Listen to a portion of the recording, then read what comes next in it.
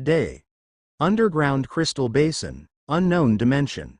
Mark held the two crystals that Bathala returned to him. He never expected that he would receive such gifts. And the most crucial part was that the contents of the crystal for him. It addressed the side effects caused by consuming more than one mental crystals, or when consuming one despite having an existing psychic ability. Like what happened when Freed finally gave his psychic ability to him. He lost both his emphatic ability and that random clairvoyance for some time. Did it mean that he could consume any psychic ability as he wanted? However, before he grew complacent, Bathala spoke. Although I gave that to you, you shan't be greedy. Usually, it was as you experienced. People who gained new psychic powers from an outside source would need to adapt. They needed to consolidate the already existing and recently attained psychic ability. It will lead to being unable to use both psychic abilities for some time until the consolidation finished. Everyone attentively listened to the old man. After all, they never heard about this, and by how it was addressed to Mark, he definitely experienced something like this. And that crystal, Bathala continued. It will allow you to be able to use your existing abilities even though you are undergoing that period of consolidation. However, it will only allow you to use the portion that already consolidated. Then, when I consume another one, I will still get weakened? Mark asked. That is better than not being able to use anything. Bathala shrugged. It may be disrespectful, but why can't you just make something that will finish the consolidation instantly? Emihan asked. Bathala threw a gentle gaze at her and smiled bitterly. There is no perfect remedy for everything. Even medicine had its side effects. If the solution for poverty is hard work, it will drain your mind and body in the process. If the advancement of technology is the remedy for the rough life of people in the past, it made the present people lazy and dumb. Even if I, a former god, tried to address things, it will not always be perfect because of other factors. The old man looked at the crystal on Mark's hand. As for that crystal, the factor for that is not my limited ability, but the property of the person's soul, mind, and body. A psychic, no, even other magical abilities, it is rooted in the soul, controlled by the mind, and stored in the body. The consolidation is the whole process of the body to adapt. If that is skipped entirely, the person will end up dying. Your soul will be raptured, the mind will be broken, and the body will explode. Hearing that, everyone shivered as they looked at Mark. You are lucky that the crystals are made not to kill. I think you already know that. Bathala added. This time, everyone understood. Growing your own power was safer, and acquiring what you did not have had its own risks. Then, Bathala said an awful truth. This is also why we, the gods of the past, are given specific titles. It is because we can't just acquire any other ability just because we wanted to. If we undergo that period of consolidation, it will be very fatal for us. I was a god of creation because I can create things. The gods of war are called that because they can only use their abilities to fight. The gods of fire only can control fire. Although it is not impossible, it is extremely rare for gods to have two or more specialties. If we got greedy and ended up not being able to use our abilities, not only that the worship of people to us would lessen, but those other gods that wanted to replace us will use that opportunity. Hearing that, Mark wanted to ask the old man a question. Since the other gods were also not around, they could take the opportunity to gain new abilities. But then, he refrained as he realized the answer. Bathala might be able to create a new ability, but it would not be something at the level of gods. The only way was to snatch the abilities of other gods, but they were not present at all. And the worst part for it was the time that the consolidation ended. What happened to him back then was a worldwide phenomenon. If it happened to a god, it might cause a large-scale catastrophe. And worse, the observer would find them. Well then, our fateful meeting will end soon. I can't take all of you away for too long, or that observer will be able to trace where this place is. In any case, let me give all of you some things as gifts for crossing paths. Bathala said with a bitter smile. With a flick of his wand, several items appeared in front of everyone. Each item then flew towards the members of Mark's group. Mark and Alana already received theirs. and thus, the items were for the others. May received an intricate box made of rosewood. However, the items inside were precious things. There is a pair of metal rings inlaid with intricate patterns. This gift obviously included Mark, as May would surely have no reason to wear a pair. Sure enough, it was a pair of magical couple rings. The rings, as long as it was filled with energy, would allow the owner of the rings to teleport instantly beside each other. Iola, Abigail, and Miracle each received different colored balls of stone. At first, it seemed odd, and the little girls felt a bit disappointed. However, hearing what the balls of stone were, the three did not want to let go of it. The 3 balls were actually cores. It was used as a heart for living dolls. Golems in the magical sense. Termilio and his wives also received things. Being a prince, Termilio received a crown that would enhance his abilities. Felinia also received the same, but with a different design and more of a feminine one. The second wife, Dithlia, who was more of a plant manipulator, received a wand made of magical vines. Malaya received a coronet similar to the one Mark got from the infected princess of the Pixies. Angus received a crystal-stringed instrument. Dania, the golden-haired Buka, actually received a coconut fruit.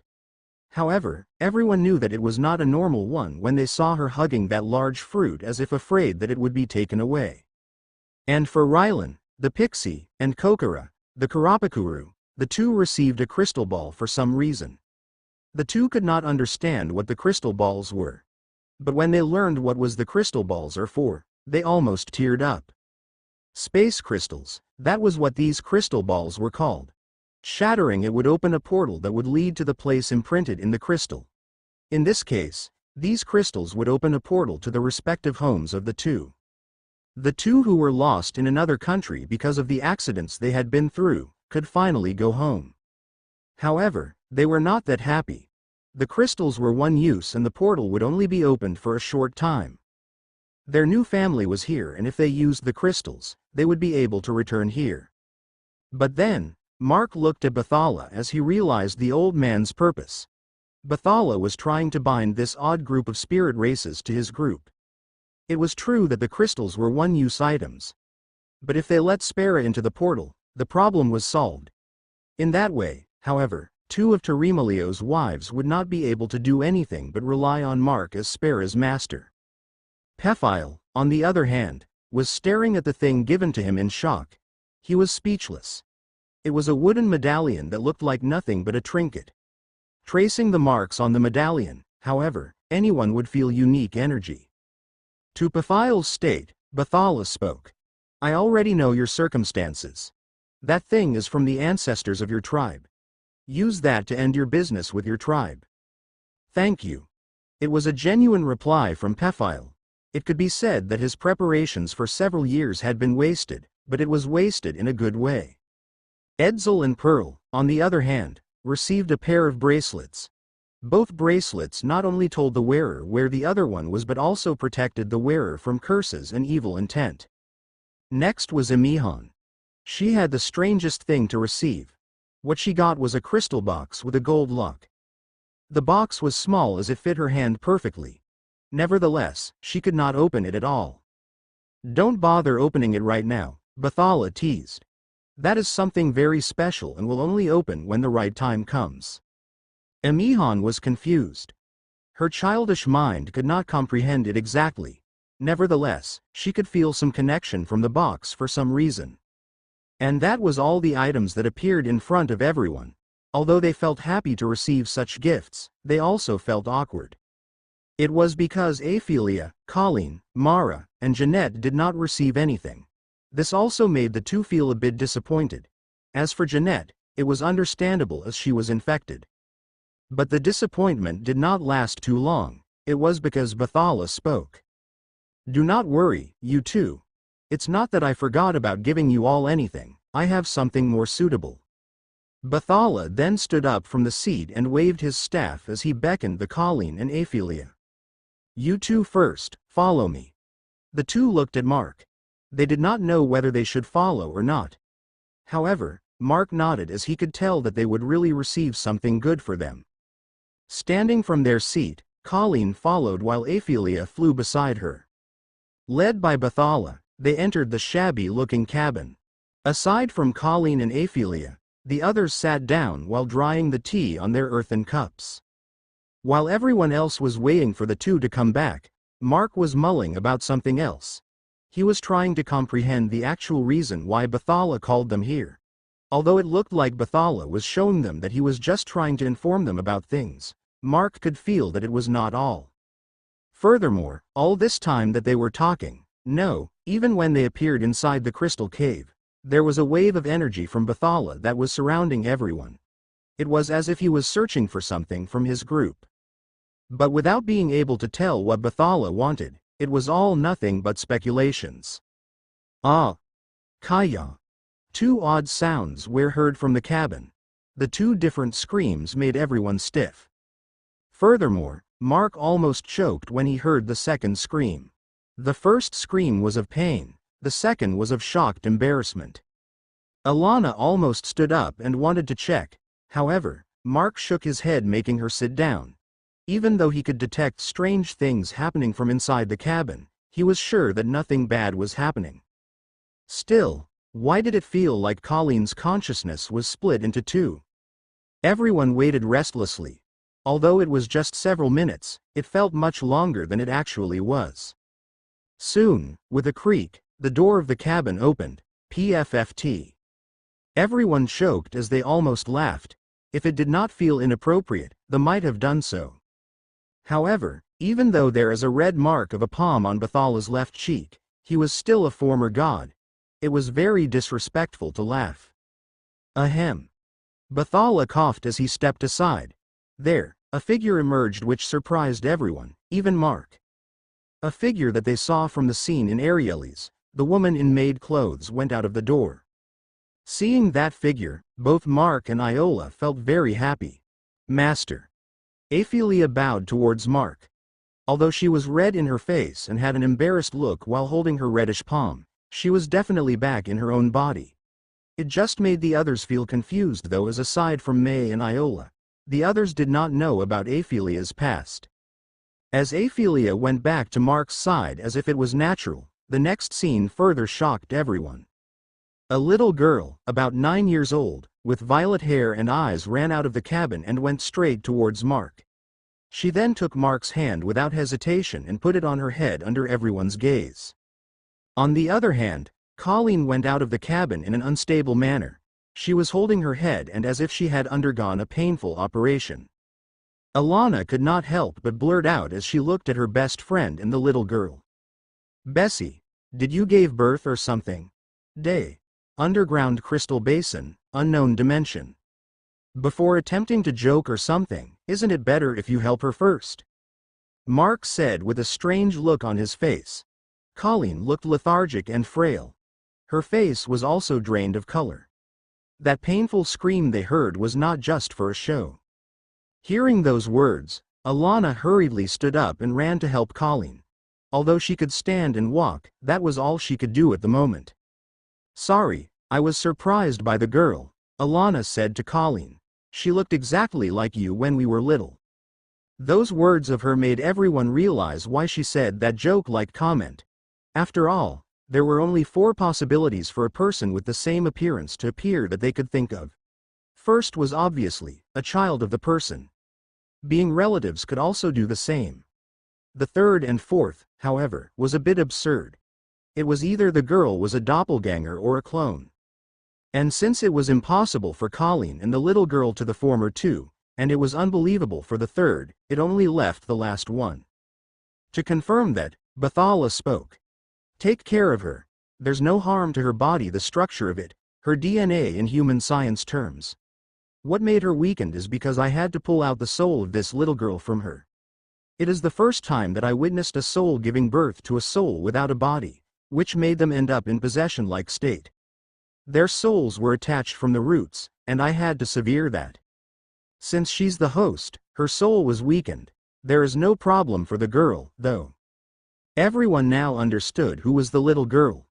Back in the base, although quite rare, there would be times that Colleen would lose herself, especially when she was involved in bloody battles. That was how they learned about her circumstances. It was not a secret to everyone in the base. And during those times, although she would not hurt her allies, she was kind of hard to control. It was until she saw Mark while in that state. Colleen would then run towards Mark, grabbing his hand and putting it on her head. "Carla, is your body fine?" Mark asked the little girl, however. "Carla. Carla." That was her reply. Her voice was not rough anymore, unlike when she was still in Colleen's body. Nevertheless, it seemed that she could not understand what Mark was saying, like before. This made Mark look at Bathala. "There's nothing I can do about that," Bathala said before Mark could say anything. "Her soul had just been plucked off. I can't do something to modify it right now. Even I will not know what consequences will happen. After all, she's a soul that is detached from the circle of reincarnation." "A newborn soul, is it?" Mark said. "That is right," Bathala sighed. "Normally, a new soul is born with two parts of the soul from its parents fused together with the breath of life. That is the routine. Unless another dead soul of a person is given another life due to good or bad karma. Or if a god created it." That made everyone flustered. Not only that Bathala revealed the birth of souls to them, but also said that the existence of Carla was unnatural. And then, Mark turned to someone else. Seeing where he was looking at, Bathala nodded. "She is also the same." The old man then proceeded to tell Mara the awful truth. "The soul of your sister had been long gone.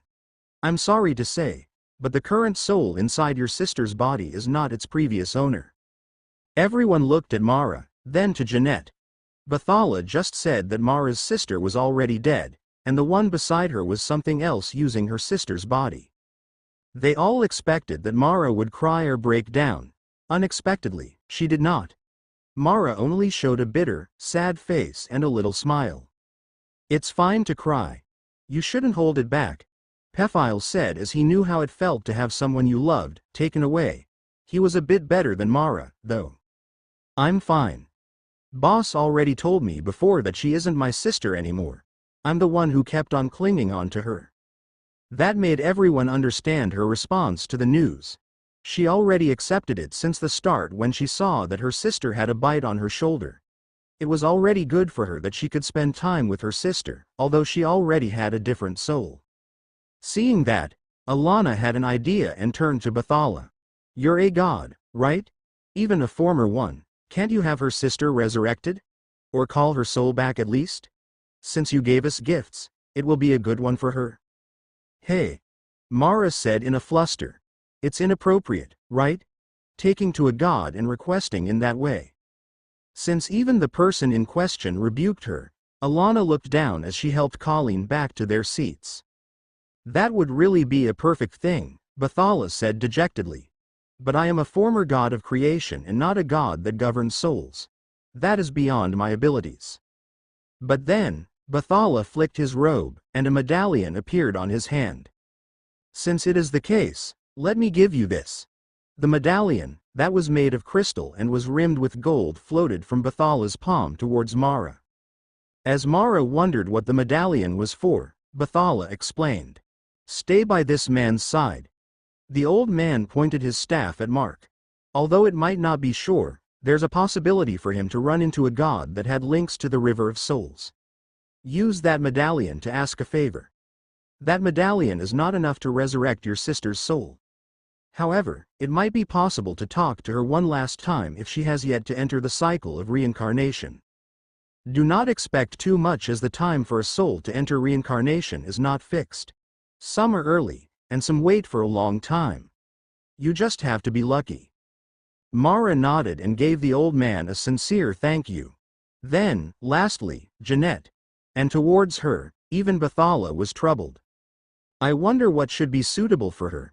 You don't have to force yourself to give her one if you can't think of anything." Mark suggested. Even he would have a hard time thinking about what would be suitable for her.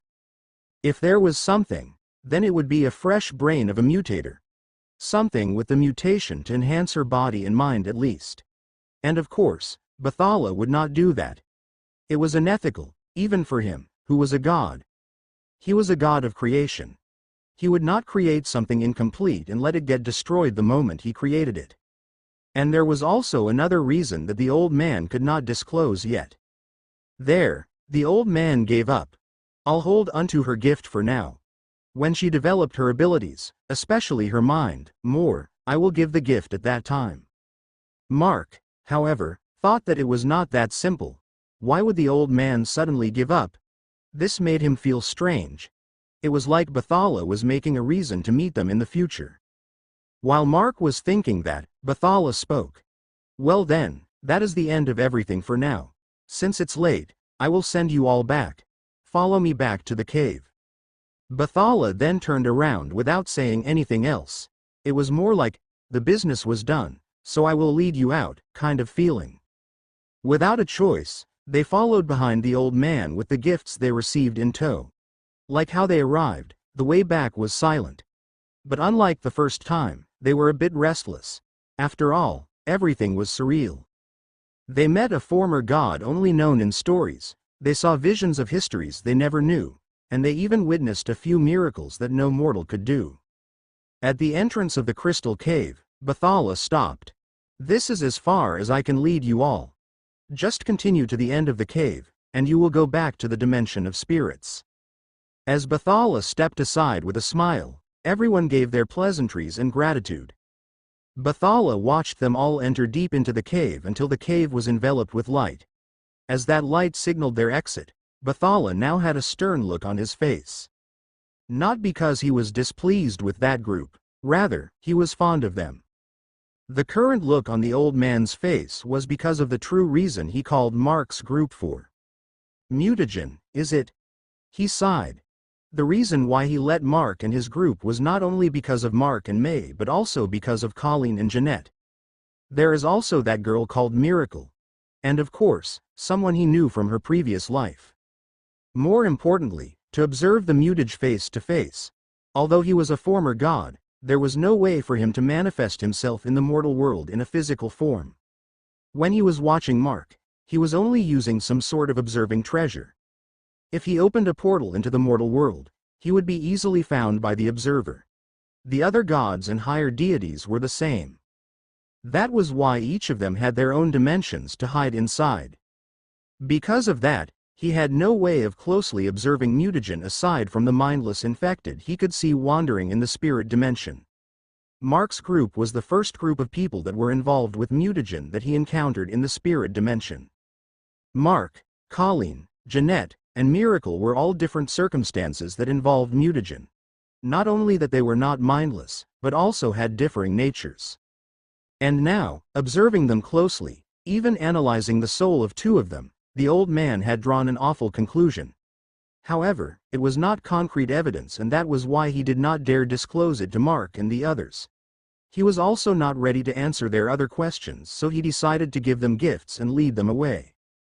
As for the drawn conclusion, it seemed that the observers, or maybe, other true gods, were involved in this.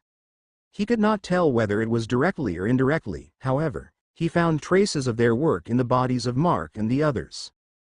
The creation of another race, grafting of souls, new souls born of empty bodies, and altering both soul and body. It was not something that a normal disease would do. Not only that, but Mutagen could also affect those without souls. It was very strange that even a former god like him found it complicated. Bathala returned to his cabin with a heavy heart. The leads were still far from reach, it seemed. In the least, I formed a connection with them. A new potential god, is it? Furthermore, there are two of them. This time, I will not repeat the same mistake as before. That mistake he was talking about was the reason he easily lost the worship of the people in this country. As a god of creation, he thought that he was enough. He created his own deities to lead his people, not trying to get any actual direct help from the other gods that was thrown in this country after him. Because he was alone, his religion was easily swallowed. Unlike a group of gods in a larger country that decided to move together. Until now, their country was barely touched by the new regime of the observer. Returning back to the cabin with all those thoughts, Bathala was welcomed back by surprised chirps of his two messenger birds.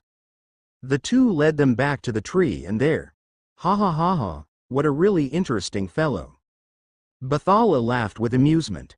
On the seat where Mark sat before, a small pouch was left. It contained 50 small energy crystals. It obviously indicated that Mark was accepting the gifts to his group, not as favors, but as an equal trade. Day. Fortress walls, stone fortress, eastern mountain, spirit dimension. Everyone opened their eyes, trying to adjust to the sudden change in their surroundings. Like how they left, it was also how they returned. With a flash of blinding light, they left the cave and appeared atop the walls of the stone fortress. When the light vanished, however, darkness embraced them. Of course, it was not some idiom or analogy, but in the literal sense. Looking at the sky, it was already night time. Probably, it was already midnight. Due to the difference in lux, it was no wonder why they felt blinded. The group felt odd. They were all sure that it was still morning when the battle with the giant happened. They had just woken up and did not even have breakfast yet. It was good that the tea that was served to them seemed to have effects that filled their stomach for some reason. They left in the morning and returned in the evening when they spent barely 2 hours in that place.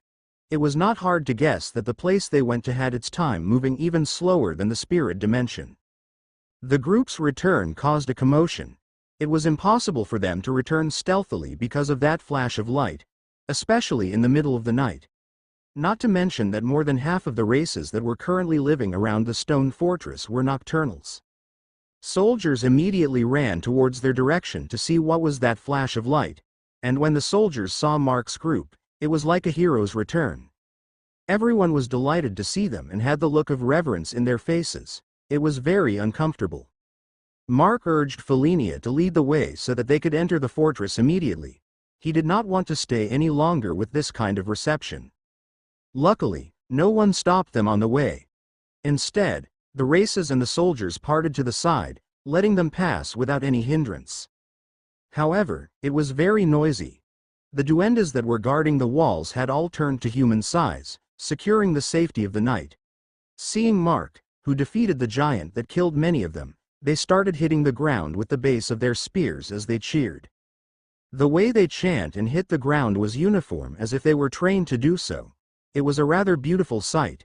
It was quite annoying, though. As they entered the gates into the fortress, they thought that it was over. As they stepped inside, however, Diwata Danaya was there, along with the king and queen of the stone fortress and the representatives of the races. Mark could feel that they wanted to throw a celebration for some reason. And of course, pass, he murmured. Everyone could see the annoyance in his face now, and thus, Felinia decided to step up to quell the situation. Since it was clear that the time they were gone here was longer than they thought, the princess of the stone fortress took that to her advantage. "Father, mother. Diwata Danaya, can we rest first? Look at the time, we are all tired." Felinia said with made everyone feel awkward. It was because the group truly looked tired. Of course, it was not because they were spent or something, but they were still digesting most of the things they heard earlier. And for the most part, the fatigue on their faces came from the unexpected reception. Luckily, because of that, they decided to retreat, although they were curious about the 2 additions in their group and the missing sylph. Unfortunately, it seemed that they were not going to stop but would just postpone the celebration. Mark and the others still had no escape. They returned to their guest room and gathered in the lobby, except for Felinia. She was called by her mother and father to tell what happened. Since Bathala graced everyone his presence that was not felt for more than a millennium already, it was impossible for them to settle down just like that. "Is it fine to let Felinia go? She won't tell everything, right?" Aphelia, who stood behind Mark's seat, asked. Since she was already back to being human, she could not do what she did before. To sit down on Mark's shoulder like a Mihon, right now. Nevertheless, she liked this place. It was the same place she always had when she was still serving Freed back then. To Aphelia's question, everyone was also worried. Not everything that Bathala mentioned to them was safe to disclose. It was especially for Mark and May's circumstances that would surely invite unnecessary trouble. "Don't worry. Felinia is a smart woman. She knows what to tell and what is not." Teremalio bragged. Yeah, she is a smart person, but I still doubt why she fell for you. Emihan rebuked. Of course, her relationship with the Prince of Black Duendes was still as bad as before. Still, I can't believe it that we met a god, Alana said while she massaged Colleen's head, who was lying on her lap. Colleen was still weak and her head was still aching. Everyone told her to rest in her room already, but she wanted to join everyone. Especially since she could not leave Carla alone, who stuck to Mark like a leech. Actually, now, there was not only Carla. Mara, who sat beside the currently silent Spera, was smiling bitterly. Her sister was currently sitting on the floor in front of Mark as she took his free hand to put on her head. Mark was quite troubled already, but what could he do? It was not like they were doing any harm. However, to say, it was a huge improvement that Jeanette could already feel jealous. Still, Mark wished that she felt jealous about something else and not to Carla. Fortunately, May and the three girls knew that they should not bother him and add themselves on top of the two. Mark already had 2 handfuls to deal with. Everyone started to express their emotions and opinions about the unique encounter they had. They also exchanged ideas about the gifts they received. And the best topic of the discussion was about Aphelia, who they saw from the vision that Bathala showed everyone. There was one, however, that was keeping silent. Mark looked at Spera. Among everyone, she was the only one who received something that was not physical. Currently, she was moving a small ball of light above her palms.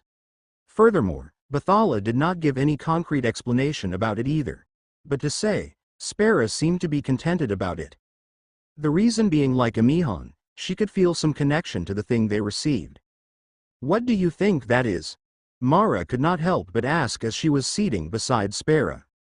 As a reply, Spera shook her head. Everyone was also curious about that ball of light. No one had seen something like that before. The only thing that they could tell that it seemed to have life and was an entity made entirely of energy different from what everyone here had. The only exception in this curiosity was Mark. If he was right, he already encountered something like that before. And to say, Bathala knew his stuff. What Spera needed was not any item or accessory. Spera, catch. Mark said as he tossed something towards her. It was very unexpected and it made her flustered as she caught what he threw to her. When she looked at it, it was crystal similar to the ones Mark gave her before. She already received 3 of these, one when he returned her ability, the other was to turn her into an evolver. Still, this one looked rather different. What is?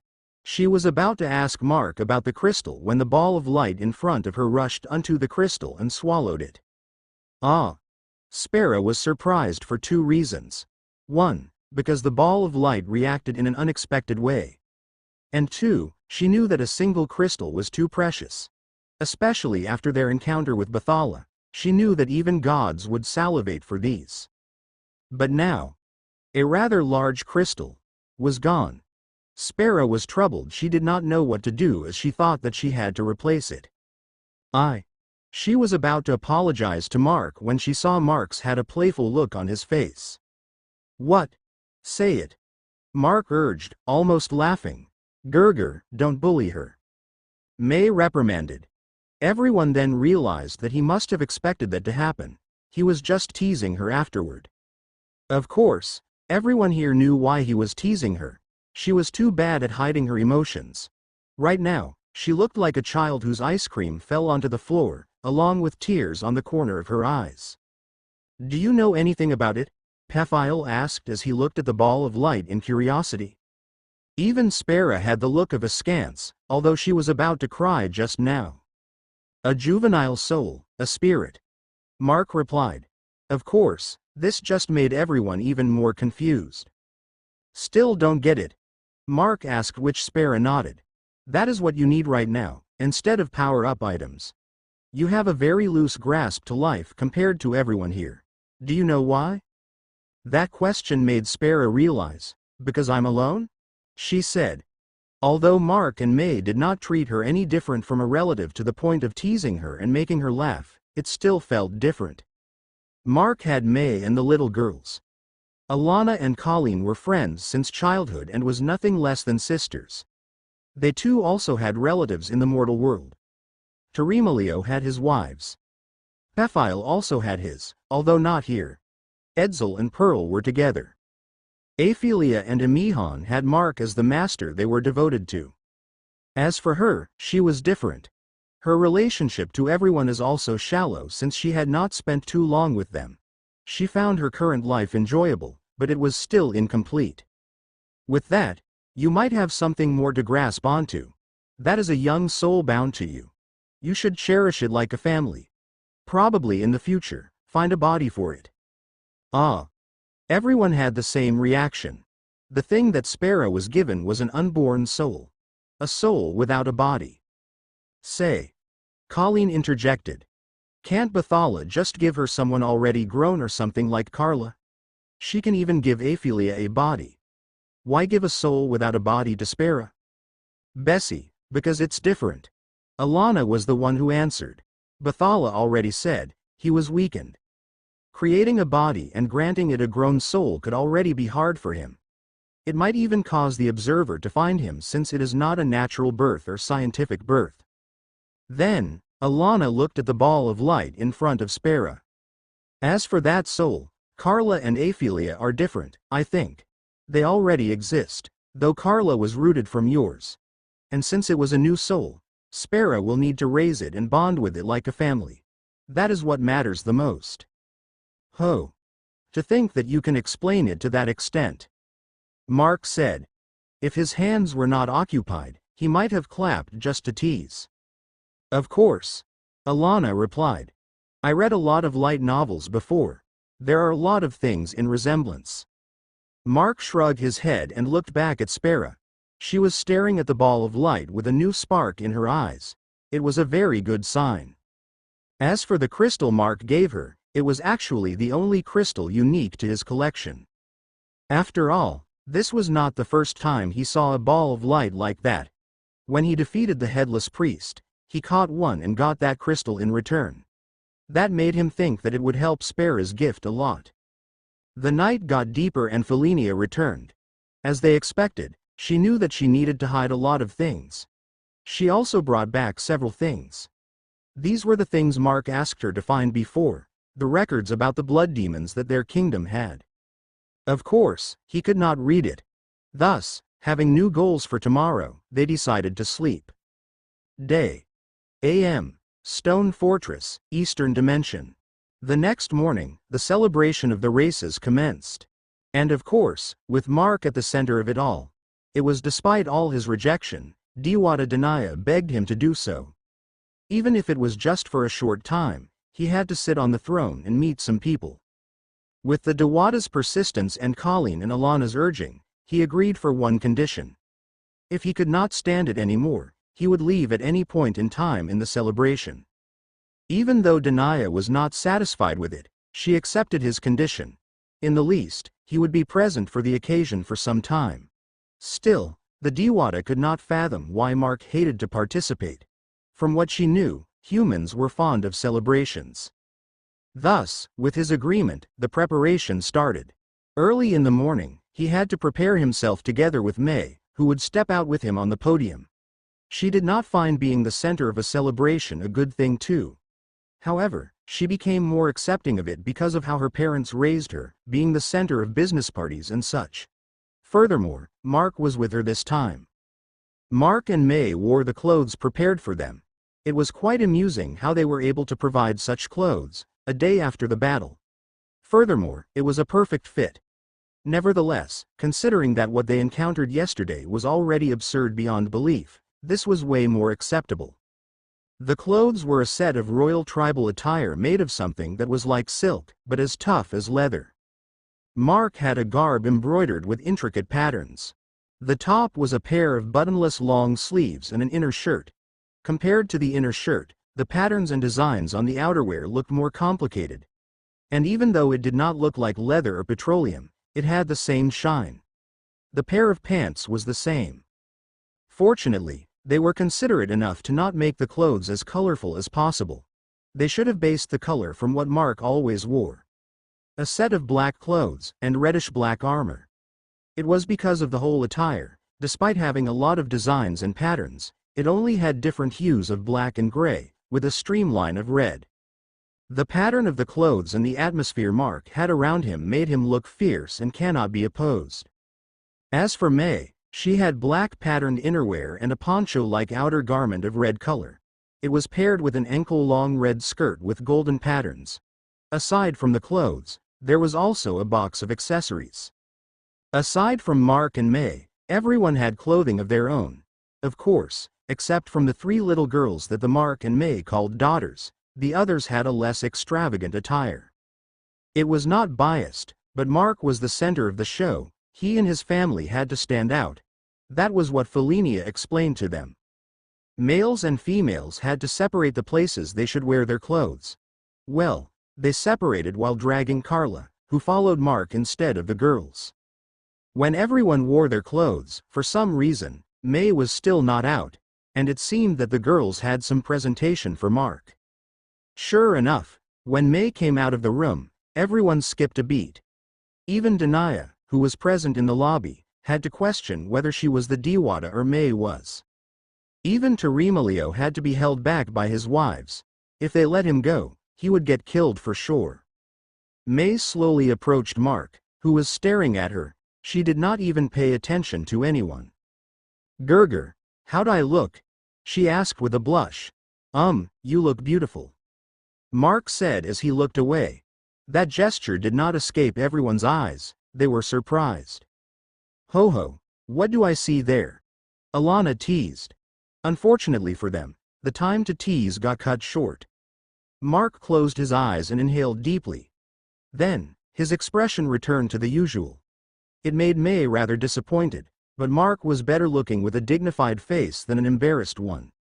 They were not used to it at all. An aide of King Hiraman also came knocking on the door to tell Danaya if everyone was ready. Thus, the celebration finally started, and Mark almost backed out from the first activity. To start the celebration, he had to present himself to every citizen that was currently residing in the territory of the Stone Fortress. All the races, big or small, young or old, were gathered at the main courtyard of the fortress. And for everyone to see him, he had to step on the highest podium of the fortress. And there, a speech would start the occasion. Fortunately, Mark did not have to say anything. He and May, who was accompanying him, just needed to step out after receiving the cue. It was Diwata Danaya and the king of the Stone Fortress, Hiramano, who would give the speech.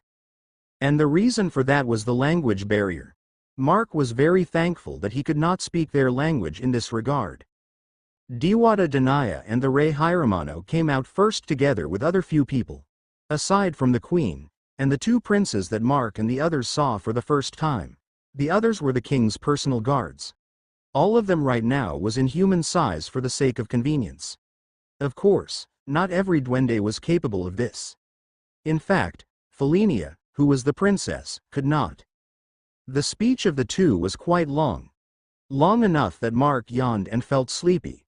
As Felinia and the others were present, they translated parts of the speech for Mark and those that could not understand it in their group.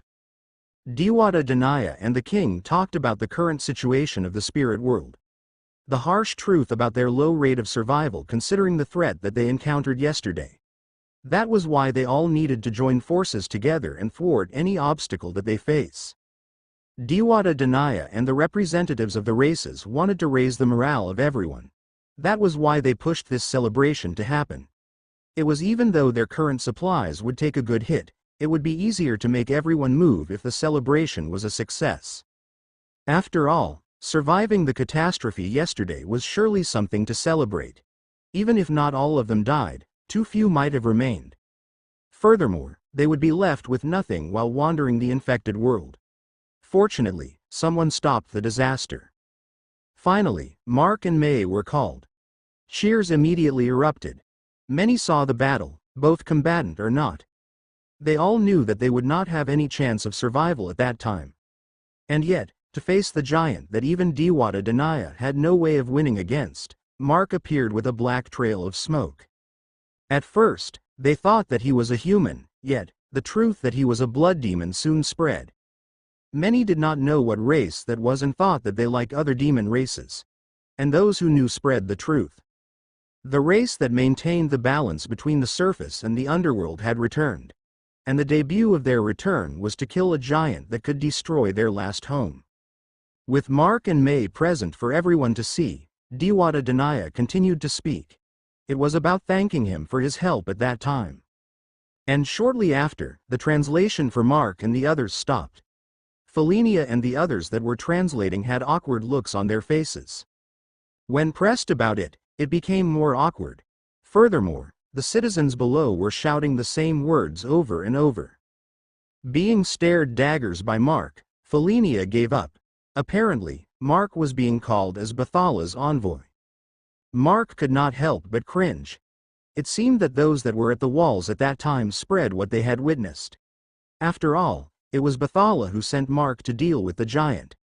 Furthermore, his whole group was taken by Bathala, soon after the battle. It further solidified the rumor. Ha! Mark sighed. Just the first activity, Mark was all drained. After that, the rituals started, mostly to thank Bathala who appeared yesterday in the time of crisis, especially when he had not appeared for several thousand years already. It seemed that the races celebrate things differently. While the sylphs and the duendes seemed to be more modern in their celebrations, with just a ritual for thanking gods and stuff, the other races were still exercising tribal rituals and competitions. There was a fighting challenge where the participants were mostly Serengais and Tikbalangs, who wanted to show off. Another was a contest where the contestants would have to kill magical animals, and the one that killed the strongest animal would win. This time, however, was different. The contestants would find an infected wandering in the forest of illusions and kill them. Of course, the Tikbalangs managing the forest were ordered to release their magic on the infected that were chosen by the contestants for a fair fight, while the Tikbalangs also ensured their safety. There were also performances that the Dryads led with the Sylphs. The two races that lived side by side gave good dances that were well accepted by the audience, especially males. The Dryads were all beautiful and seductive looking, despite the tree-like patches on their skin. The beauty of these tree nymphs was only next to the Encantadas and Dewatas. The trade area was also special this time. Since most of the people were in high spirits, the items in the trade area were better than the other day. Unfortunately, Mark and the others were being held by the representatives, hoping that he would last till the most important part. And thus, lunchtime came. It came with the part everyone was hoping for. In the main hall of the fortress, the highest people of the races gathered. Not only the representatives of the races but also the chieftains of the smaller tribes under them. And the headache came. Everyone wanted to form a tie to Mark in one way or another. After all, the prowess he showed, together with his possible connection to Bathala, a relationship to him or his group, was something to invest at. Not to mention that he and his family were the only known people of the blood demon race. There were more reasons to want to get closer to them than not. However, these races were not living in modern human times, and thus, the easiest and known approach for these chieftains was to gift their daughters away. Relationship ties with most of these races were solid. There were only very few races and individuals that valued familial ties, Taikamayana, or the Tamawas that Pephile belonged to. Stronger ties were also present in the royal families of duendes, sylphs, and encantados. But to the ones that had a lower place in the society, it was rather common to trade their offsprings if needed by the tribe. And there was the dilemma. Forming ties with these non-human races were not bad, but to gift him their daughters was too much. Mark would prefer items or males to add to his workforce. And if anyone expected that the daughters were forced, no, what was with their happy faces? It was obvious that some of them were even aiming at becoming a concubine. Of course, despite their suggestive actions, Mark did not even bat an eyelid, and surely, Mark had no plan on accepting them. May was enough for him, he did not want any others. Furthermore, he totally showed that he only reacted to May during the lunch gathering. This made many girls disappointed. But then, Master Aphelia seemed to have an idea. Accept those with no intention to snatch you from the mistress. Mark was confused. Why? I already have a body now. It should be fine if I accept trainees. Just me and Miss Odalina is not enough for your current status. And thus, the selection started. Mark did not hide his intentions and many were disappointed. However, it seemed that they still had found some earnest candidates. The gathering inside the fortress lasted till evening. But in the latter half, Mark and May were already gone, leaving Diwata Danaya and the others to entertain everyone. Day. Stone Fortress, Eastern Mountain, Spirit Dimension. The celebration was remarkably successful. With most of the races being nocturnal, the celebration outside the fortress had yet to end. It was even though it was already past midnight. They did not party like how humans did. Most of them just gathered around, listening to stories told by the chiefs of their tribes. Sometimes, others would step up in the limelight to boast about their achievements. Although most of them were boisterous, it just made things livelier. The smell of roasted animals glazed with their tribe's mix of spices spread everywhere. Some tribes even brought out the liquor exclusive to their tribes. And to see those happy expressions that they had not seen for a while, Diwata Danaya was satisfied. Everyone had been living on the edge these past days, and the appearance of that giant could have pushed many to their limits. If that condition continued, the unity in this place would fall soon, even if the giant was defeated. Danaya could not let that happen. Fortunately, the leaders of the races had the same thought. The threat outside was already overwhelming. If a problem rose from inside, it would be much worse as everyone had nowhere to go. Fortunately, the sudden interference of Bathala made this celebration possible. His appearance back then made everyone feel that at a pinch, someone might step out to save them. Although the possibility was very low, it would give everyone the hope they desperately needed. While Diwata Danaya hovered above the fortress as she watched everyone, two figures appeared before her. It was Mark and May, who were taking a midnight stroll. Because of the ongoing celebration, the trade area was still open. Thus, Mark and May decided to look around if there would be something that would catch their eye. Mark and May had changed into a more discreet type of clothing compared to what they wore in the celebration. They even wore masks. This way, most of the races that attended the speech this morning would not recognize them.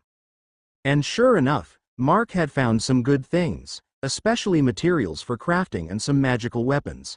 Furthermore, since he traded with the small crystals with the attribute that the owner of the item could absorb, he got more than what he needed.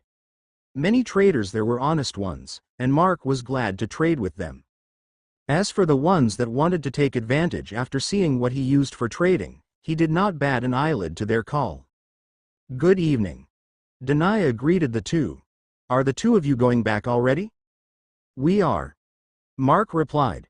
Then, before you get back, I would like to thank you once more for being the center of the celebration. Danaya said. Well, I can tell you that I will not do it again. Mark frankly replied. He did not even hesitate to say that and made Danaya smile bitterly. I also wish that I would not happen again, because if it did, it just meant that we met another disaster that we would not be able to handle while your group is staying here. Danaya sighed. She did not want to give them any more trouble, mainly because they did not belong to this place at all. They were just guests that were checking on the state of the stone fortress because of Felinia. Furthermore, after their unfinished business here, they would leave. It was not new to her that they had two more destinations. Have you prepared the compensation? Mark asked. Because I want to receive that as soon as possible. The most that we can stay here should be another day or two. That fast? Danaya asked. Don't forget. We came from the mortal world. The more time we spend there, even more time passed there.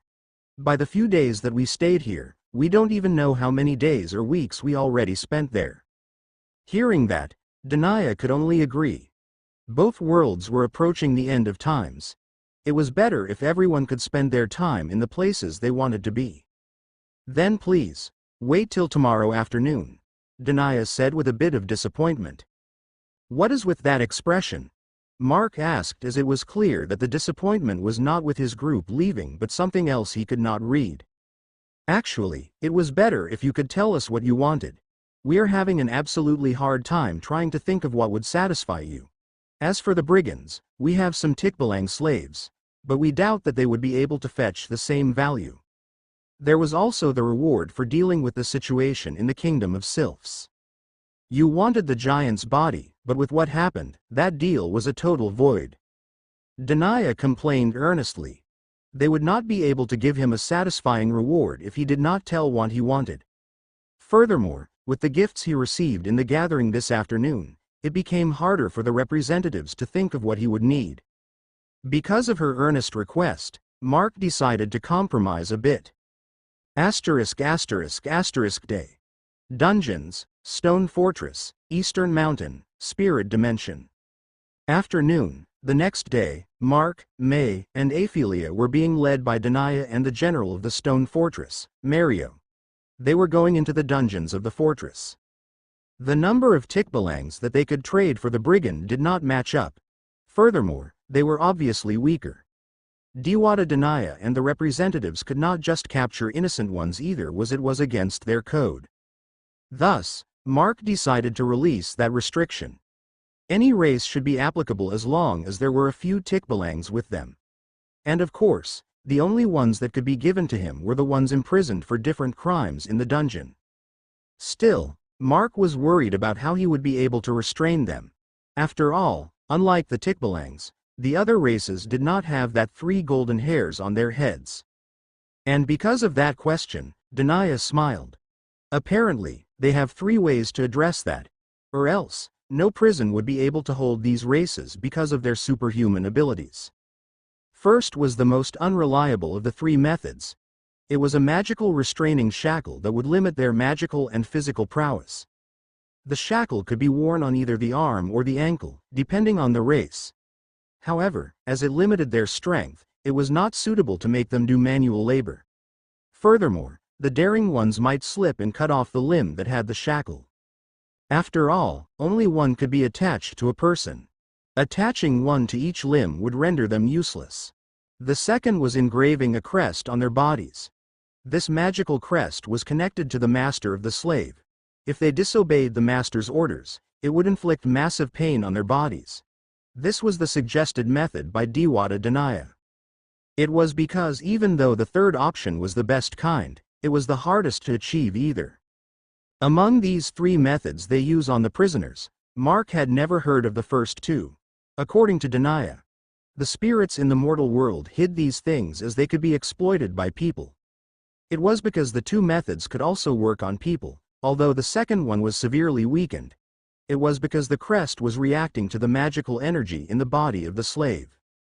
Humans that did not have magic could barely feel it.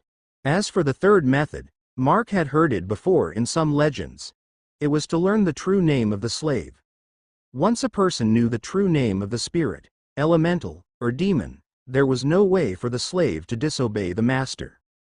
According to Danaya, everyone had a true name, not only spirit races but also humans, animals, and insects. It was the name that originated from their souls. However, the inhabitants of the mortal world had no way of knowing these names. They did not even know their own true name. To the citizens of the spirit dimension, however, it was a normal thing since birth. Since when they were born, they already had their true names in their minds. They absolutely cherished it as it meant their lifetime freedom. Last night, Mark asked the spirits and elementals in this group, and they all replied positively. They knew their true names. Emihan even claimed that she would tell Mark hers if he wanted. Of course, Mark declined. Emihan was a precious comrade and was not a puppet. Knowing the true name of an individual, a person could treat them as a doll or puppet to be manipulated. It was fine if it was an enemy or an untrustable individual. However, it was a no-go for the likes of Emihan and the others. Right now, they entered the dungeons to show Mark the Tikbalangs they had. Furthermore, he could also choose among the other races being imprisoned here. And apparently, what made Mark quite interested was the fact that they had some demonic races being held in the dungeons. The demonic races were being held deeper in the dungeons, and that was why Mark did not encounter them when he trashed the brigands. Of course, he could feel them. Compared to the spirits and elementals, they had quite a disturbing emotional energies. Some were not that intelligent at all. They were just filled with rage and violence. First were the tikbalangs. Inside the large cell, there were 8 tikbalangs. All of them had a magical shackle on their right arm. They were imprisoned here because of their crimes. Of course, their crimes were not as heavy as the brigands. That was why Mark was fine with them, even though all of them did not even reach half of the strength of the weakest among the brigands. 6 of them were guilty of theft. Apparently, they tried to steal some things in the trade area and were caught. To humans, that might not be a big deal, and some would reach an agreement before it reached imprisonment. Here, however, theft is a crime that was punishable by banishment. They would not be able to return to their tribe, and they would be forbidden to enter the place where they committed the crime. This was mostly the cause of the appearance of wanderers in the spirit world.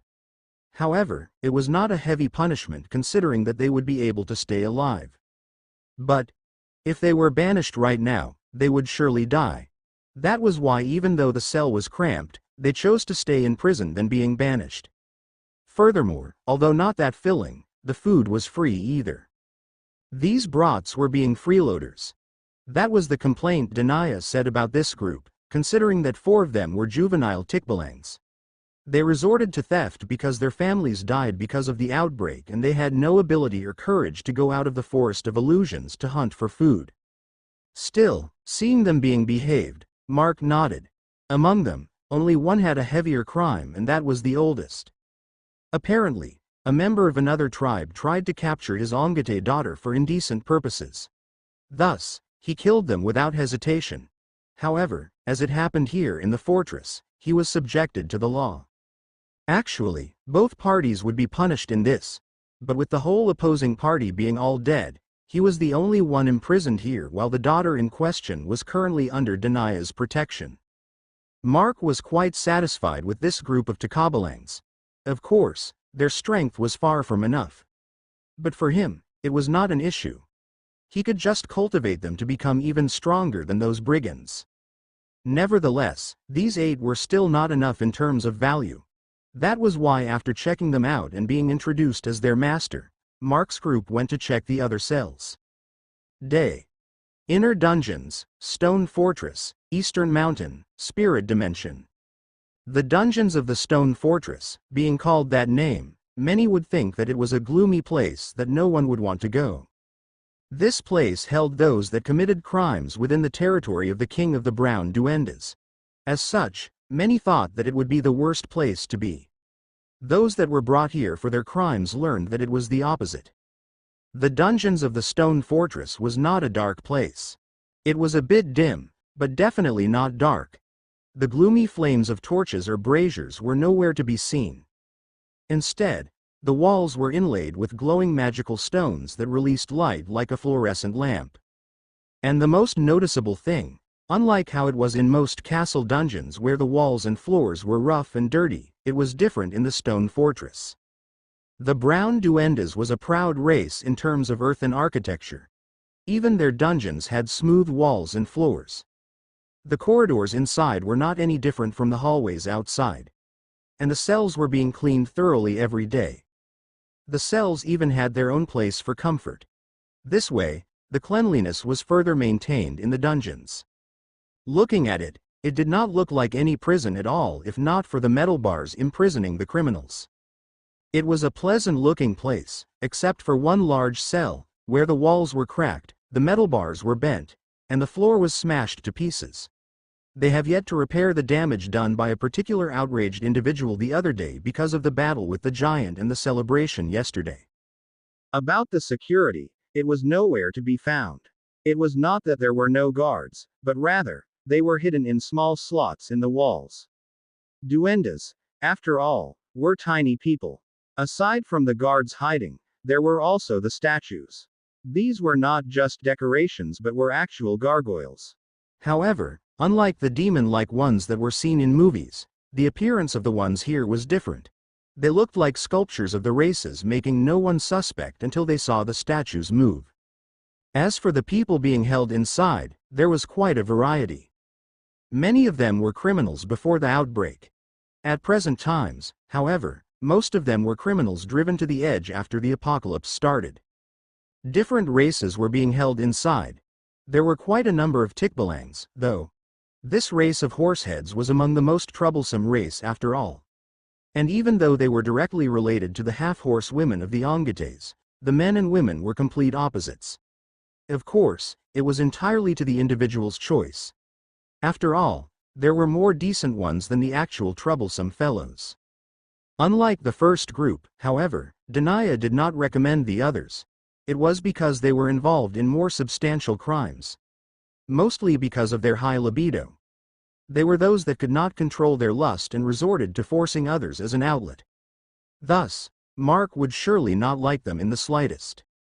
As Mark was free to look at the cells, Danaya and Mario followed behind him, May and Aphelia. And to say, Mark had some complaints inside him. It was okay if they were ugly, however. Why in the world that most of these creatures look hideous? However, he could not really blame anyone. Even if one were to list all known mythological creatures of the Philippines, around 75% of that list would be hideous-looking creatures. Thus, avoiding the repulsive-looking ones, he decided to look at the others. He wanted those that could be of use in terms of strength and capabilities, not those that could scare the enemies to death just by their appearance. Furthermore, these creatures might not only scare the enemies. Even their allies might flee.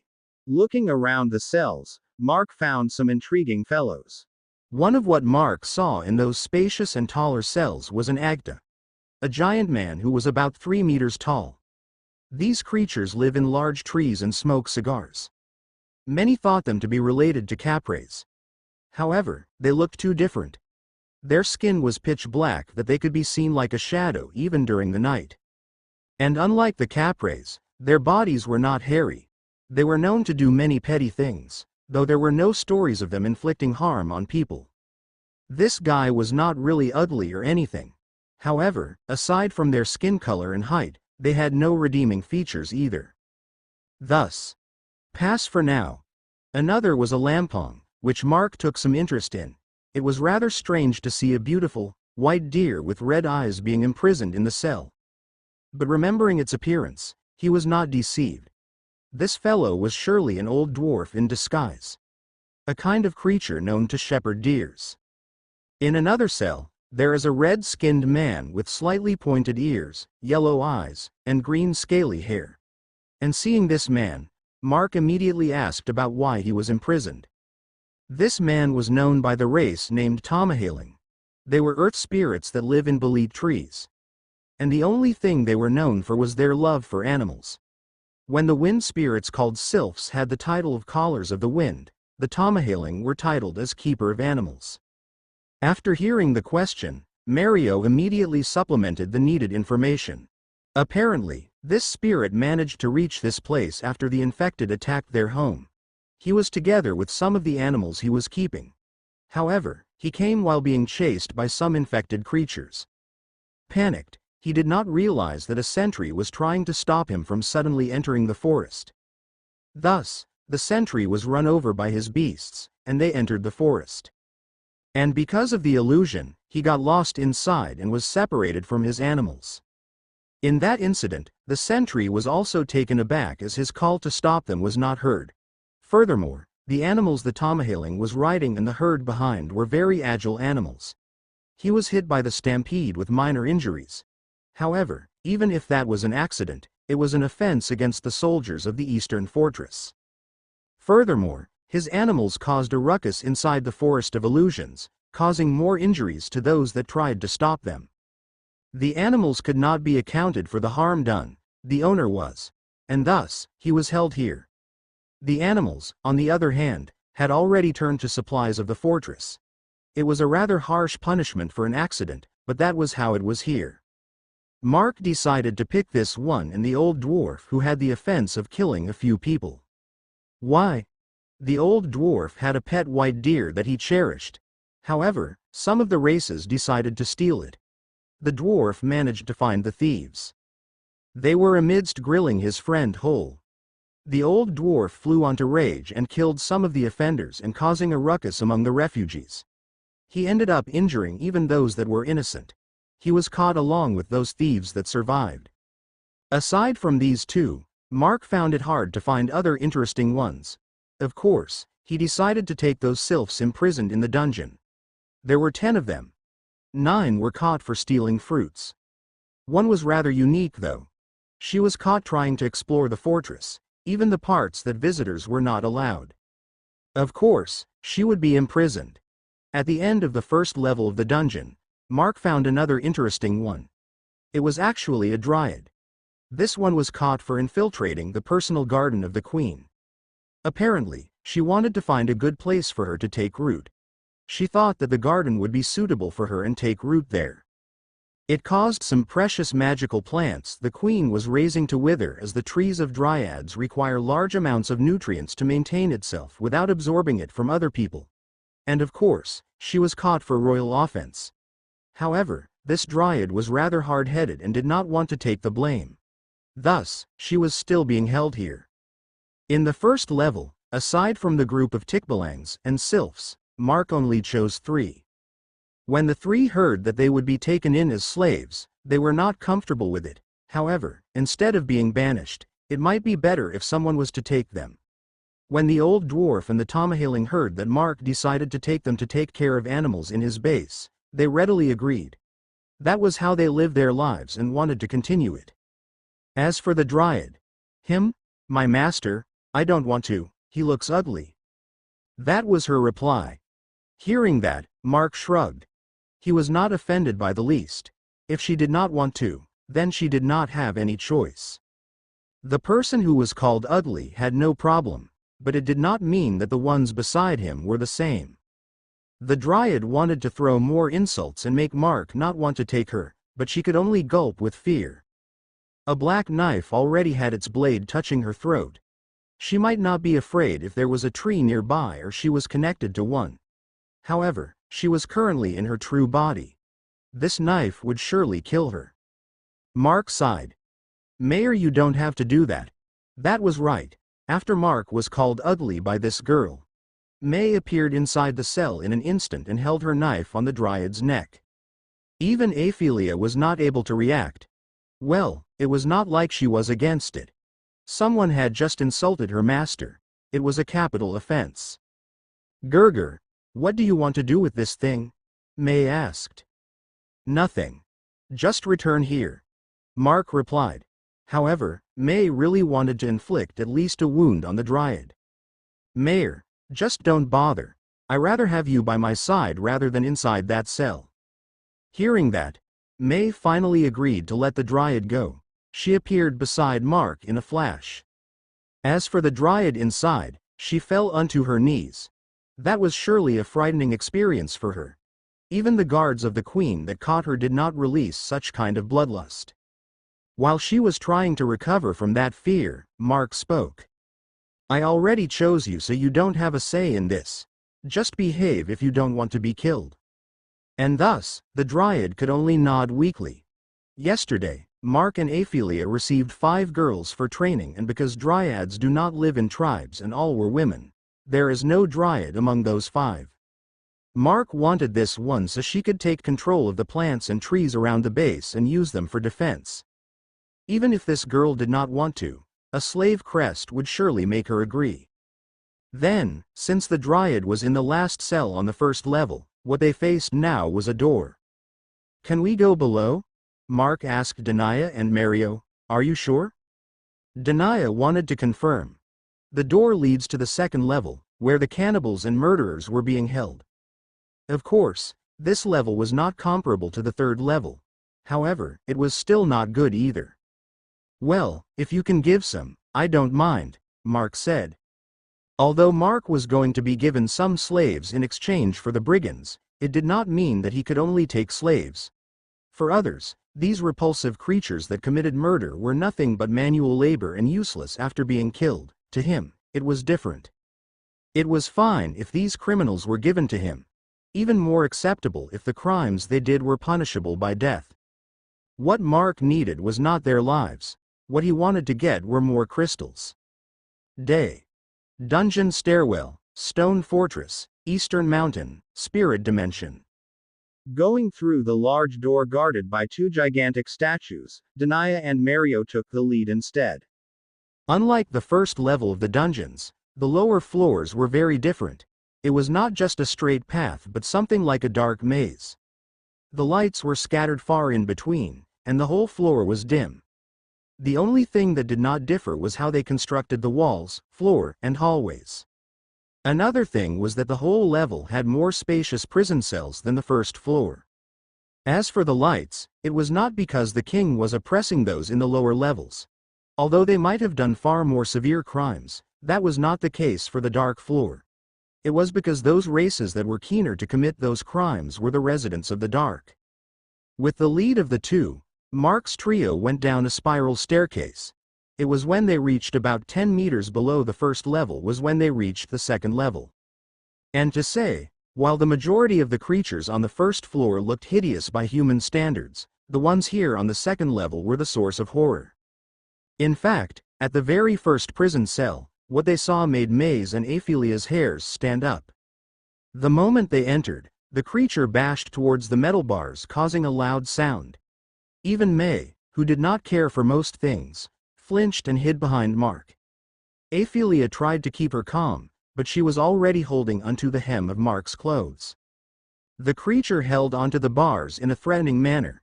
It looked like an emaciated corpse with a pointed face like a dog, long arms, and long, sharp, curved nails. Its eyes glowed predatory red above its large nose. The mouth of the creature was shaped like a deathworm's mouth, and it was sticking its long, fat, bloody tongue out like a hungry animal. Its repulsive stench could be smelled despite there seemed to be no source for it. "Sorry about this, I should have warned," Denia said with an apologetic expression. Even though the surroundings were dim, her face could be seen clearly because her body was faintly glowing in the dark. "Ha!" Mario, on the other hand, shouted as he bashed his spear onto the metal bars, causing another loud sound. It made the creature flee towards the furthest corner of its cell. "That's a balbal, isn't it?" the unfazed Mark asked. And to that question, Denia nodded. That made Mark look at the creature with the horrifying appearance with interest. A balbal, it was a kind of ghoul that could be seen digging graves and feeding on the corpse inside. Sometimes, in very rural areas, it would even snatch a dead body that was yet to be buried and was undergoing a funeral. In order for the people to not suspect anything, it would replace the dead bodies with cut banana trunks enchanted with an illusion that would make anyone look at it think that they were looking at the corpse it took. Did that thing also belong to spirit and elemental races? Or is it a cryptid? Aphelia asked. After all, compared to what she had seen so far, this thing seemed to be different. Yes and no. It was Mark who replied to her. It's a cryptid but also a spirit. An evil one, though. Mark then turned to Denia. Does this one have a value to you guys? I don't think that there would be any reason to keep something like this. It was a good question. Spirit races and most elementals were hostile to evil spirits and demons and vice versa. That said, the former group was rather neutral to most cryptids. On the other hand, the latter group considered cryptids as livestock and animals. But in strange situations, there were evil spirits that looked like cryptids. The balbal was a good example. In fact, many evil spirits looked like cryptids because of their appearance. It was despite that truth that many of them were former humans, in a literal sense. This balbal and that headless priest could be the same in that sense. Denia sighed and replied to Mark's question. Normally, none. Although there are evil spirits with higher intelligence, this one only had an intellect a bit higher than an animal. These kinds don't really have any value and were being killed on sight. After all, they defile the final resting place of many and feast on the bodies of our precious loved ones. This particular one was caught trying to dig the graves we made for our comrades that died while defending this place. This a special case, then? Mark asked once more. Yes. Actually, the kinds of these creatures are very keen on spatial faults. That is why even though they don't have the ability to own or raise a spirit tree, they are able to go back and forth, traveling from the spirit dimension to the mortal world and back. This time, We kept this one in case we had to flee from this world and take our chances in the mortal world. By the way, Gerger, May spoke. How can we distinguish which race is which? I'm getting confused a bit. That's kinda hard. Mark pinched her left cheek playfully. All I can say is because of the energy they emit. That answer of his made Denia and Mario agree. But then, as Mark continued, they flinched. Though there is one way that will work in many of them. If you kill most kinds of spirits and all kinds of elementals, they turn to dust. It is also the same for most demons and ghostly evil spirits. As for evil spirits with a physical body, their bodies rot as if you poured a high intensity of gastric juice on them. As for any of the race that was closer to a cryptid, even if they died, they leave their bodies behind. It was like Berberokas and Tikbalangs. Although Denia and Mario could not deny what he said, they still felt goosebumps considering that he differed races by what kind of corpse they left behind. By the way, is it really fine if I take some of the prisoners here and possibly the third level? Mark asked. Yes. We already discussed it. Actually, you can choose until you are satisfied. It's not like we have any use for these prisoners. On the first level, the prisoners there could still be pardoned. As for the ones here, they are imprisoned for life. Especially for the ones on the third level, imprisoning them for eternity would not make up for their sins. Denia replied with a serene expression. It seemed that aside from the horrifying Balbal in front of them, the rest were unforgivable creatures. Then, why not use them as cannon fodder? Mark asked a very delicate question. Since these creatures here were destined to rot, why not send them in the front lines? If they were the ones that were close to the giant before, maybe none of the spirit and elemental races that participated in the battle had perished. To that question, however, Denia and Mario shook their heads. It's a matter of pride, sir, Mario said with a dignified tone. Our races were proudful warriors. We would rather die fighting in the front than win while hiding behind. Even if we retreat in panic or fear sometimes, we will regroup, and go back charging towards the enemy once more. Unless we have no choice but to flee, that was when we retreat. But never ever we will use our prisoners just to enjoy the safety behind them. Hearing that, Mark shrugged. He would not deny their belief, though in his view, it was a waste of resources. I want to ask. Although I can understand why you picked those ones on the first level, I wonder why you wanted to also collect people here. I believe that anyone would detest these unforgivable criminals. No one would want to have them serve anyone even as slaves. Mario's question made Denia look at Mark. She was also curious. Mark smiled impishly. I don't want them to serve me. I wanted something else. Remember that once you guys gave these criminals to me, their lives are mine. It doesn't matter to you people what I will do with them. That hint gave the answer. You want to kill them? Why? Mark did not answer. Instead, he replied with another question. I'll let you two choose. Just point at who can die and not. I'll show you why. That made the two both troubled and relieved at the same time. Mark just gave them the heavy weight of being an executioner. And yet, they were relieved. Since they now knew what Mark would do, it was better if those with lesser crimes spent their sentence and let those with unforgivable crimes perish. And thus, the selection began. This day, the prisoners of the second level cowered in fear as they heard the other races in other prison cells cry their last words of pain. Some of them had already been held in this place for decades and they were already used to the darkness. This time, however, the darkness was rather unsettling. After killing the first prisoner who was a Boroka, a harpy-like woman but with ugly bat wings, witch-like old face, a serpent-like pair of eyes, and sharp, pointed teeth, they learned why Mark needed to kill them. As they saw the spherical crystal that plopped out from the crystal embedded on Mark's arm, they now knew where these crystals containing pure energy came from.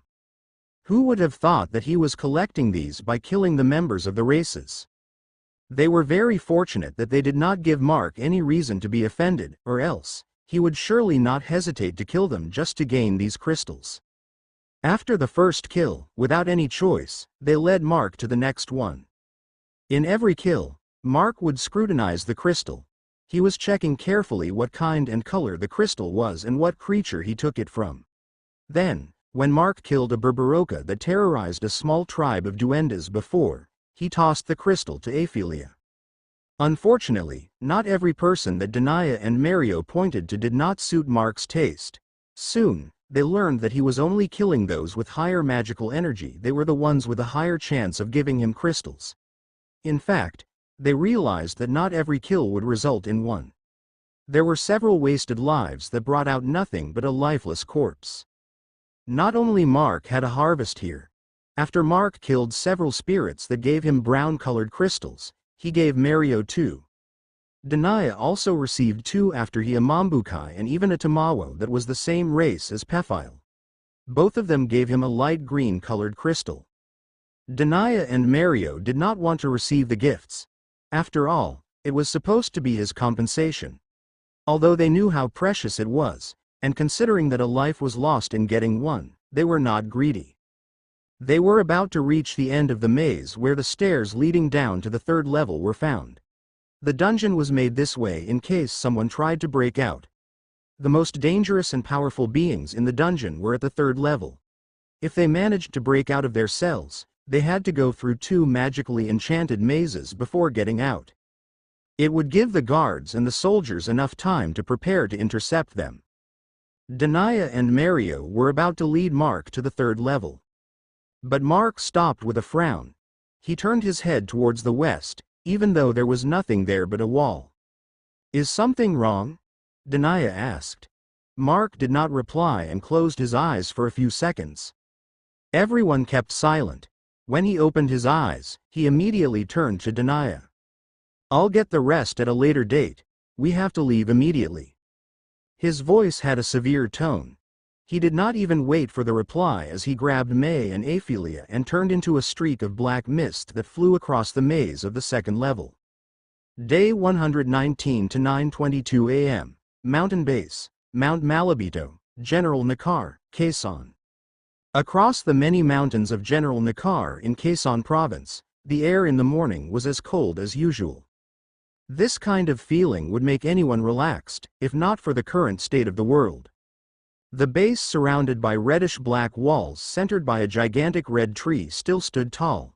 They continuously developed as they built more facilities with sturdy metal walls of unknown materials for others. On the south side of the base, the road they built had been widened and flattened thoroughly. It was unlike before when Mark's group returned, where going up the mountain was a hell of a bumpy ride. Now, traveling on the same road was better. The farmlands on the north side were also broader.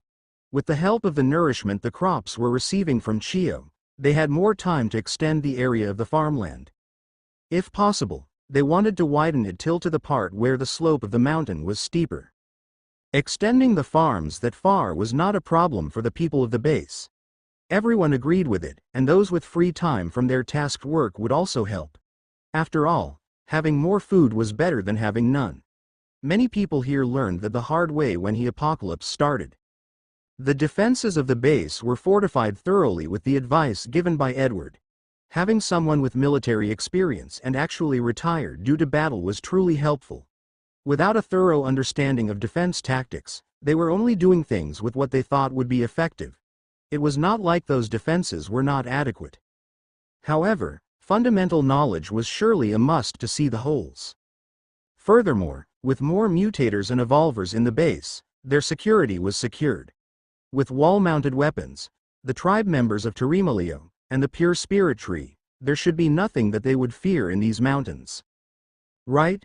Unfortunately, despite their horrifying firepower, people aiming at their current prosperity existed, and they did not know why. "Any changes?" Edward asked as he walked up the stairs of the tall fortified walls. Above the wall were the people that the owner of the base left to manage it: Huey, Jolene, Nicole, and Hallie. There were also the other main members of their group, but they had other things to do than managing the base. And sure enough, their faces did not look good. It had almost been a month since Mark and his small group left to the other dimension. To be exact, it was already 28 days. Things were okay after they left. That was why they managed to develop the base to this extent despite the small manpower they had. What made things even easier was the animals that Annika had tamed. With the mental link that she could give to anyone that wanted a pet, it became easier to train and use the animals for labor. Finding a suitable pet was kind of hard, though. Although all kinds of animals were fine, catching a good one was rather hard. After 2 weeks of peace, they were finally disturbed. Someone from outside tried to infiltrate the base for an unknown reason. It happened several times with every other day interval at most, for 1 week. Unfortunately for the infiltrators, though, Huey could clearly detect the minuscule sounds of their movements before these people could even enter the base. Added with the enhanced physical abilities they acquired after becoming mutators, their group was already ready before the enemies got in. All of those that attempted to enter the base stealthily were caught without mistake. They were not even able to do anything before they fell to the ground, unable to move. There was even an attempt where the infiltrator could not be seen by Huey, despite the fact that he could hear it. There was no smell either. There, Kate became the main asset. Although others could not see the enemy, she could be seeing the temperature of the surroundings. With a single point of her hand, the enemy that was trying hard not to make any noise by moving as slowly as possible was lobbed by multitudes of poisoned arrows and needles. However, even though there were quite a number of enemies that they encountered in the span of that week, they did not manage to get a single prisoner to question. And from the very first one, they knew that it was kind of impossible. After all, even though they managed to catch the enemy alive, they would kill themselves immediately. At the moment of their death, only the robes they wore would be left behind. Their bodies would turn to ash. There were no other clothes from what they were wearing, no weapons either. It seemed that the sole intent was to sneakily enter the base and get any information they could before fleeing. If they failed, only death was warranted as to how every single one did. Fortunately or unfortunately, those that came with Mark from Bay City managed to recognize these robes. The Ouroboros. Despite recognizing the robes, none of them could fathom why they suddenly appeared here. Was it because of their enmity with Mark? If that was the case, then they would not try to use these sacrificial pawns. It was very doubtful if they knew that this base was owned by Mark at all. That was why they were sure that they were here for something else. After a week, the appearance of these infiltrators stopped. There was a peaceful 2 days after that. When they thought that it was over and was ready to return to their previous lives, that was when more uninvited guests appeared. Adorned with military uniforms, they claimed to be from the armed forces of the Philippines. 50 soldiers in total knocked on the gates of the base. They were claiming that the army was currently on the move to reclaim the country from the infected. As for them who built this base, they were illegal settlers and needed to leave. This made everyone rather confused and nervous. Immediately, while Huey and the others faced these uninvited guests, he sent someone to use the radio they had to contact the base in Infanta. After all, they never heard of anything like this. Huey asked the leader of the soldiers his name, and for some reason, the person got frustrated instead. That gave it away. These people were not soldiers at all and were trying to drive them out for some reason. However, it seemed that these bastards did not do enough research. They should have thought that the people of this base was cut off from the rest of the world due to the location. And while that was partly true, it was not entirely. Who would have thought that a base in the middle of the mountains, with no uniformed soldiers and was filled with civilians, were directly connected to the military? These people might have already observed them from afar, and that was their conclusion. And thus, in a country where the civilians fairly feared the armed soldiers, they decided to try this move. But with the confirmation of General Faustino himself, they knew what to do. Everyone, standing behind the weapons mounted on the walls, aimed at the soldiers. Unexpectedly, even with that, those soldiers did not back out and were the first to fire their guns. A sniper rifle was fired from somewhere and Huey, who was thought to be the leader, was the aim. But Huey, who already detected the ones hiding from a distance, was able to dodge it as he moved his body at the moment he heard a sound of metal being scraped. It became a massacre. That sniper bullet aimed at Huey triggered the others. They shot their weapons towards the people-dressed soldiers outside the base who were enveloped with panic. Everyone was killed and Huey and the others tried to chase away the sniper. The sniper escaped, however. After the massacre, they realized that most of these people wearing soldier uniforms were actually non-combatants. Although some of them felt guilty, it could not be helped. It became obvious that whoever the sniper was, he was the one behind this. These people in front of the gates were used to judge the firepower of the base. After that incident, everyone became cautious. Even the farmers had double the guards while farming. The hunting routine every other day was stopped. They had no choice. Whoever it was, the danger was looming around. Unexpectedly, there was nothing that happened afterward. It was until the third week. Fog enveloped the whole mountain range. And according to Miliel and the members of Terimalio's tribe, the fog was not natural but was created with magical energy. Due to the thick fog, even the farming schedules had been stopped as the visibility outside the base, where there was no light, was very low. And since then, it became a battle of attrition. Whether they run out of supplies first, or the fog dispersed. Unfortunately, the base seemed to be on the losing side, and after every day that passed, instead of dispersing, the fog was thickening instead. Right now, they could barely see a few dozen meters outside the walls. No changes at all. Huey sighed. When will boss return? We already told Shio to contact him yesterday. No one could answer that question. They wished that they could do something against this situation, but with how it looked like, stepping outside the walls was akin to entering a horror movie. The only fortunate thing that happened was that nothing happened after the fog appeared. Everything was eerily quiet. No mutated animals, no infected, and no uninvited guests either. It was rather peaceful under the veil of this thick fog, but it was too peaceful that it was frightening. What was more was the tribe elder gave another oracle the other day. The eyes are watching and waiting, she said. It was kind of obscure, but it might mean that the enemies were watching the base while waiting for something. While they were on watch, Trisha came up the walls with a tray containing cups of soup. The soup was rather tasty, but it had nothing else but just some bits of canned meat.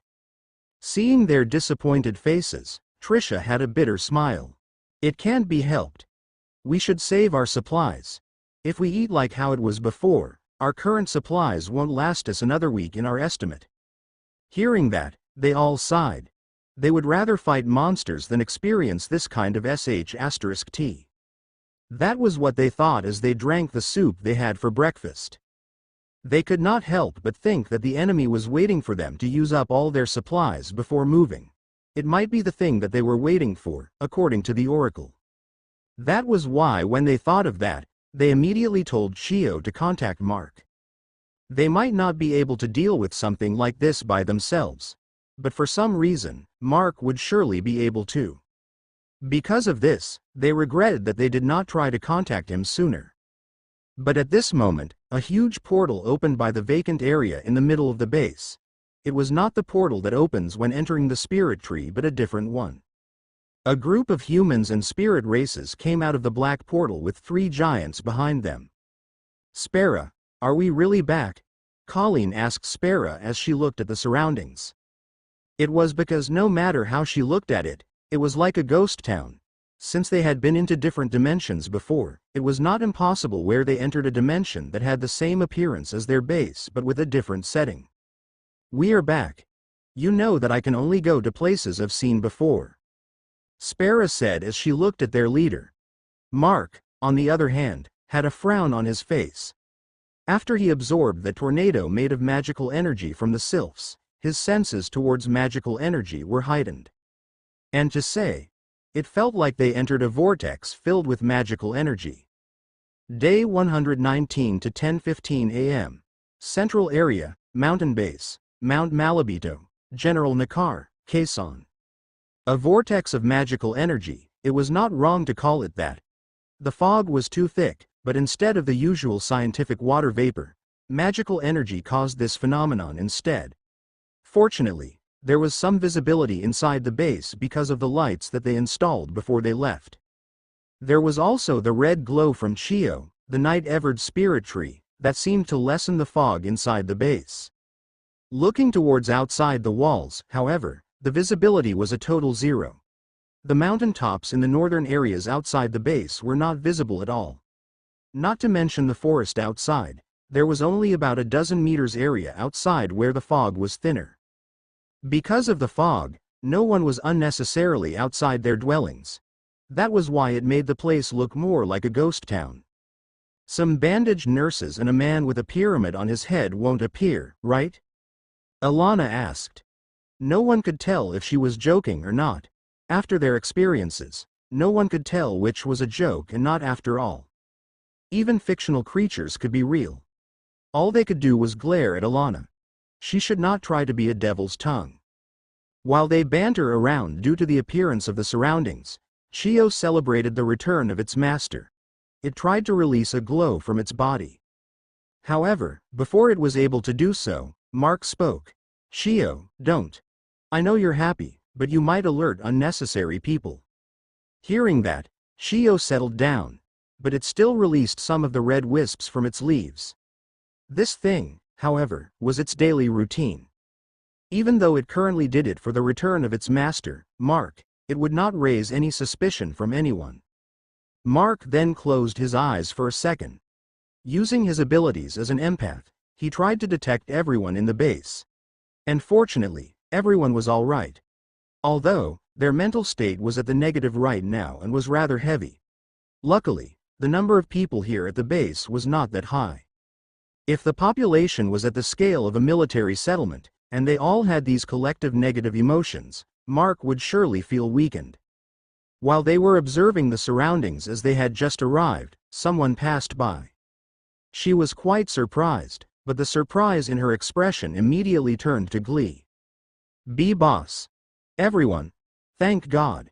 You're all back, Trisha, who was returning to the kitchen area with empty cups on her tray, exclaimed.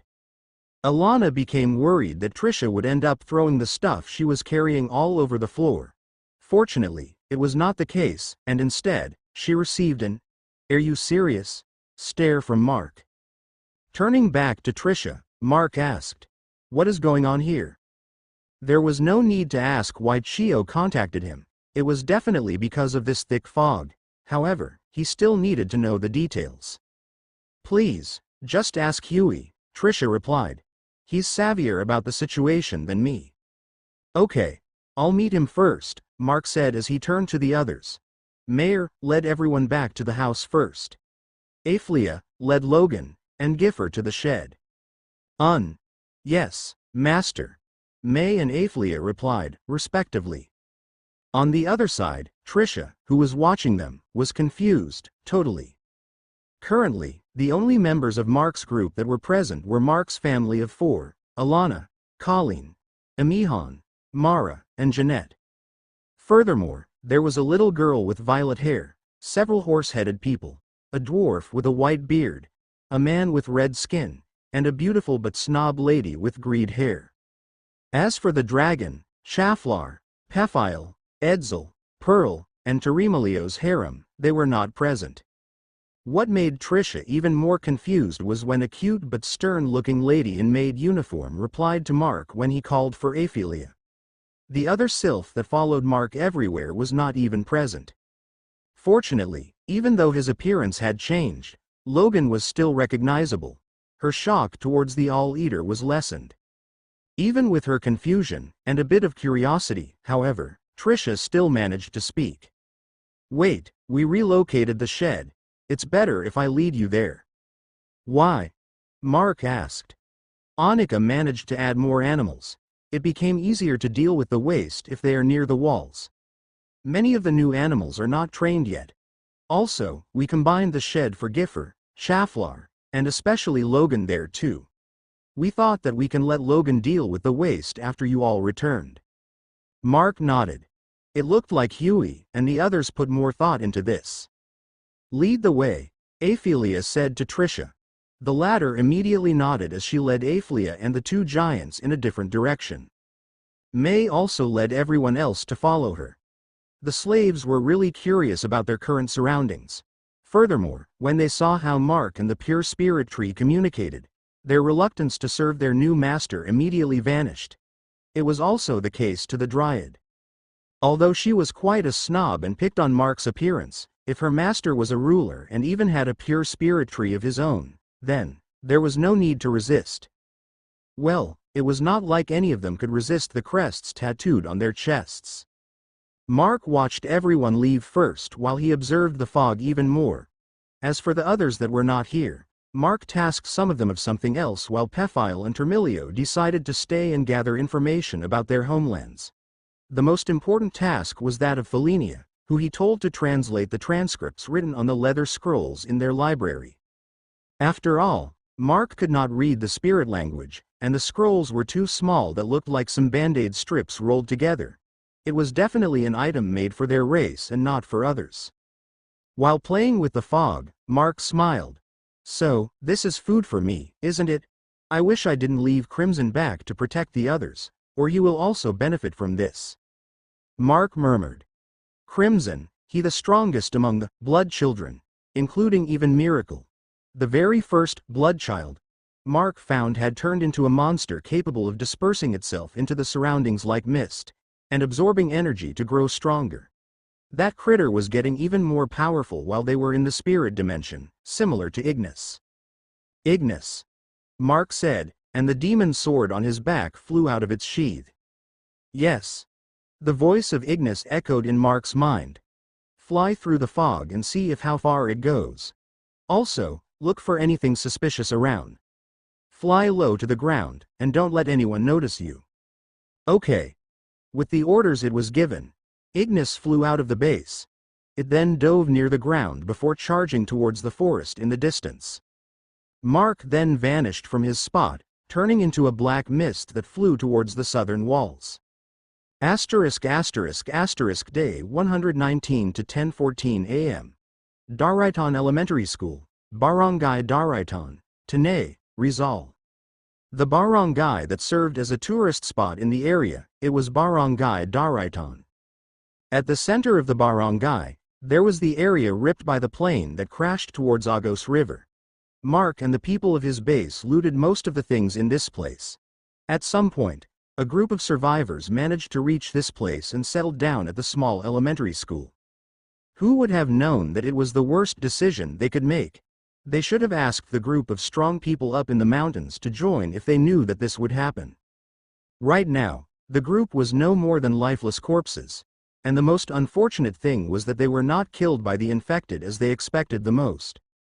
Furthermore, their bodies were fed to the beasts brought by the new occupants, the killers, the people in robes. There were about 200 people currently wandering about in the vicinity of the school, and at the center of the school grounds, about 25 people in emerald-colored robes formed a circle while continuously chanting at the magic circle they laid on the ground. Unlike with the gray-robed ones, who had semi-transparent dark-colored bodies, the pale white colors of their skin of the emerald-robed ones were particularly noticeable. Obviously, the difference in the colors was either based on their abilities and race. The ones overseeing the ritual there were two men. One had a gray robe with a golden seam, while the other was a man in black robes with a silver lining. It was very apparent that they were the current leaders of this group. Currently, the two sat on the balcony of the second floor of one of the buildings in the school. While the gray-robed leader was watching over the ritual, the black-robed one could be seen wiping a rather unique kind of sniper rifle. How long will the leader arrive? The black-robed man asked the other while checking the scope of his sniper rifle. Not long. Another 2 or 3 days at most. The gray-robed one replied. Unexpectedly, the voice told that the person was a woman. That long? The black-robed man shrugged. We're here for about 3 weeks already. I say that we should just raid that place. The woman turned toward him. Although her face could not be seen, she was obviously looking at him smugly. We are not tasked to do that. Our orders are to test the waters. Besides, you already tried to stray from your orders and fired at who you thought to be the leader. Yet, you failed miserably. You're getting dull, aren't you? The man was quite offended, but he did not react that much. He removed the hood of his robe. There, His face was revealed. He was a human without a doubt and of Chinese descent. Yet, there was a subtle aura around him that could tell anyone that noticed that he was not normal either. What can you say? Those people there are not normal at all. Just those that are stationed at the walls are mutators and evolvers. Shouldn't they be rare? Just why is a large number gathered in a small group like that? You should expect the unexpected even more. Remember that they had a spirit tree. A pure one at that. We don't know whether the tree grew naturally or someone raised it. Both ways, we can't be careless. We don't even know what kind of material they used to build that fortress or where they are getting it. The needle that you managed to bring back was pure metal but had a stench of blood despite not looking like normal iron or steel. And its properties are poisonous despite not being a magical projectile. Also looking from afar, it is really strange that they were able to shape metals seamlessly. Their walls are definitely connected altogether without any welding or junction. It was as if the whole wall around their base was smelted as one. The woman also took off her hood. Sure enough, she was a shadow person. However, her body had a more physical form than others. Then, while turning back to the ongoing ritual, she added, "In any case, the spies I sent were all eliminated, and we can't gather information from inside that metal fortress. We can only wait for the leader and reinforcements since our leader might have thought of recruiting those people." "Okay. You said it." The man shrugged and did not pay attention to the woman anymore. He went back to cleaning his gun. As for the woman, she was observing the ritual in front of her. It was a ritual to isolate the whole place they were targeting. This way, no one would be able to leave and get out until their leader arrived. A fog that would not only lower the visibility in the area but also disorient anyone who would try to cross it. And then, it would bring those people back to the part where they tried to enter or leave. It was going quite smoothly. By the time the leader arrived, that metal fortress around the spirit tree should also be weakened considerably, all due to the lack of their supplies and sunlight. As she thought about those things, however, puff! One of the emerald-robed people around the magic circle spewed out blood from his mouth and collapsed. Day 119 to 10:22 a.m. Daraitan Elementary School, Barangay Daraitan, Tanay, Rizal. One of the emerald-robed people on the east side of the magic circle collapsed. The situation immediately caught the attention of everyone around. Nevertheless, none of the other people around the magic circle tried to help at all. Even those that were beside that person did not try to move a single inch from where they stood. It was not that they did not want to. However, these people wearing emerald robes could not leave their current positions without finishing today's ceremony. Instead, they channeled more of their energy in an attempt to fill in the gap created by the one that collapsed. The people that took the person away was the gray-robed ones.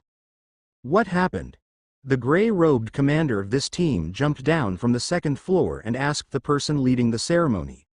It was an elderly person wearing the same emerald robe but was not within the magic circle. There had been some interference. The elder replied, "You might not have noticed, but the energy to feed the Fet Fiata weakened for a bit. That one that collapsed just now. It indicated that the Fet Fiata had been attacked with a powerful individual in the direction he is designated. So, something is happening on the east side. Is that what you want to say? But Fet Fiata shouldn't be damaged even with magical attacks?" "Yes, Madam Chaya. The Fet Fiata is not easily damaged but is not without weakness. If possible, send someone to check it immediately. Although we can patch up the hole, the next attacks might affect the rest of us." Looking at the elderly's expression, this was a rather unusual circumstance, and also, a rather dangerous one. Fet Fiata, it was a magical mist that a supernatural tribe called Tuoth Day used to conceal themselves from the eyes of the mortals. And in this instance, the emerald-robed people were the current descendants of that race that were left after most of them returned to the otherworld. Their powers were far weaker than their ancestors. However, they could still exhibit such abilities. This time, under the orders of the organization, they combined their strength with a magical ritual to isolate a large area. Nevertheless, for them to encounter a setback like this, it must mean that whatever was happening on that side was not something to joke at. "Madam, Should we check? Several gray-robed figures were already behind Chaya and were all ready to receive the orders. This was how everyone here was trained to do when something unusual happened. No, I'll go myself, Chaya said, serenely. I'm faster than anyone here. We can't wait and let the plans take a wrong turn. Yes, madam. The subordinates backed down immediately. Please, just be careful. Chaya nodded and was ready to leave. Wait, I'll come too. This can be interesting. The black-robed Chinese on the balcony shouted as he jumped off with his sniper rifle. Do as you wish. Chaya replied without emotion as her body swiftly moved away, leaving a dark blurred image. She then jumped over the classrooms on the east side of the school. As she entered the forest, her visage vanished into the shadows. The black-robed figure did not mind her attitude and just chased behind her. He was not any slower than the first one, either. However, he did not vanish and just jumped on the trees, propelling himself in every kick. It was even though the branches and leaves on top of the trees should be weak and fragile. Despite that, his steps did not break anything and moved as if he was running on concrete. From afar, the dome of mist around at the center of the two mountains was entirely visible. That just showed how large of an area was affected by the Fetfiada. Furthermore, the mist was scattered into the surroundings, making it look even more vast. Asterisk asterisk asterisk day 119 to 10:19 a.m. East Side, Mountain Base, Mount Malabito, General Nakar, Quezon. A few minutes before the commotion in the elementary school in Barangay Daraitan happened, a strange-looking sword flew out of the walls on the east side of the mountain base. It was Ignis, who was tasked by his master to investigate the area. Sure enough, the visibility outside the base was much lower than inside. The visage of the forest on the east side could be barely seen, even though it should be just more or less a dozen meters away. Nevertheless, Ignis flew straight towards the forest without hesitation. The sword was daring and did not fear too many things. He just needed to fly through the mist and report back what he saw. Thus, the sword entered the forest, and then exited a few seconds later. Sure enough, Ignis immediately halted on its flight after he saw that Hugh was now facing the direction heading back to the base. Furthermore, it was at the exact location where he entered. Not convinced, it tried once more and entered the forest, only to return the same way a few seconds later. Ignis became confused, and at the same time, furious. His master barely used him these past days and allowed him to use his time to absorb the energy in the spirit dimension. That was why he should be more formidable than before. And thus, it would be a failure if he was not able to accomplish his task. Thus, he charged into the forest once more. This time, its blade was burning with black-colored flames. Tang! And there, a change happened. Ignis continued flying through a few meters into the forest and did not return the way he came from. Instead, he felt like he crashed into something that sounded like glass. It could only stop on its flight and looked in front of it. It could see some distortions in the air in front, which immediately vanished. Ignis realized what was going on. Thus, Ignis extinguished the flames and flew forwards. Sure enough, he returned where he came from just like before. Ignis then moved as far as possible from the forest, where the end of his hilt touched the walls of the base. Then, clad with even more black flames than before, Ignis shot off with the fastest speed he could fly. From the wall of the base, across the vacant area, and through the forest, he flew. Crash! A sound of glass shattering was heard, and Ignis flew past the distortion. He left a hole in the mist in his wake and charged straight to the east. When he realized that the mist had thinned, that was when he decided to fly above the trees. He then looked around. There, he saw the dome of mist covering the whole area around the case. It was quite a surreal sight even for him. Remembering his duty, Ignis entered the forest once more, and he started to scour the area for any suspicious activities or people. Unexpectedly, aside from the strange mist, he found nothing in the close vicinity of the base. He flew around the dome and towards the west side and found nothing, either. As Ignis decided to return, it felt a presence below it. It saw a disembodied hand coming out of the shadows to grasp his hilt. As it was too sudden and there was no time to dodge, Ignis burst into black flames which scattered in the surroundings. The black flames did not burn any trees but surely made the hand retreat hastily. "Ho, that was dangerous, isn't it?" A voice of a man was heard as a black-robed figure with a large gun landed quite a distance away from Ignis. However, it was evident that the person was not talking to Ignis. As suspected, a figure appeared from the shadow on the ground next to the first one. It was a gray-robed person. "A cursed sword. And intelligent one at that." The man spoke again. "Never thought that I would be able to see one here. But that shape. A Western sword. Not my type." Then, the man turned the gray-robed person who did not say anything and was just staring at Ignis. "Is this the one?" "It should be. It is the only one suspicious currently moving around, but don't you think that its appearance quite familiar?" The woman replied. "Familiar or not, I don't care. This sword surely is not my type. But I, Huo Long Yu, is not afraid. I will take this sword. What do you say?" The man said in a smug tone.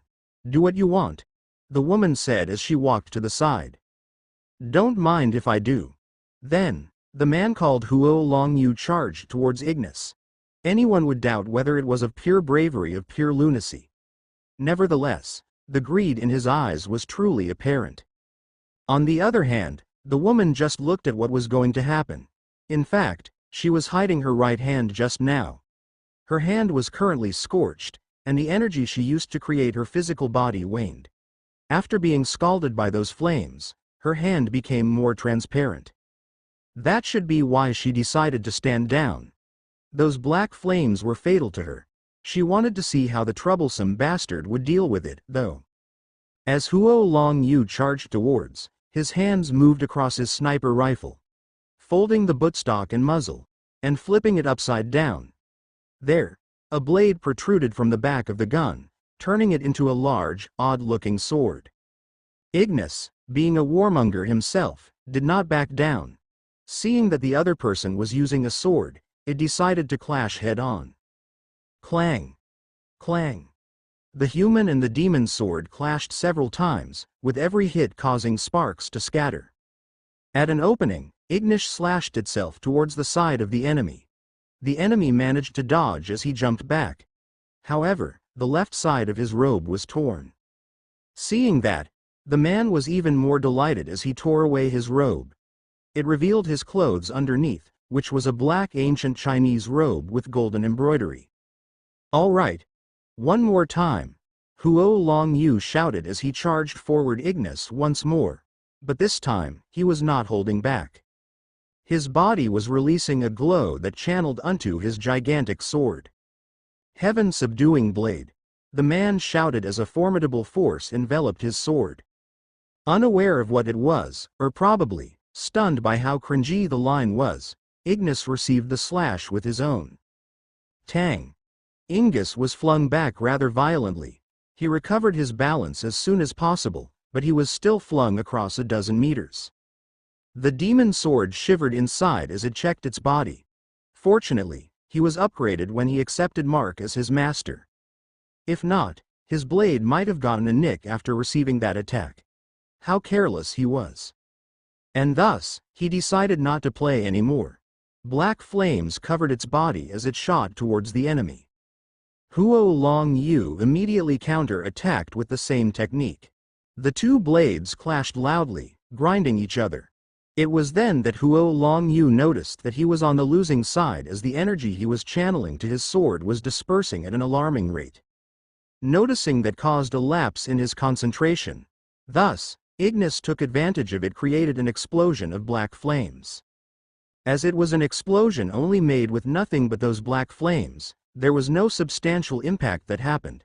However, the flames covered the whole sword of the enemy, making him let go of it as he retreated in panic.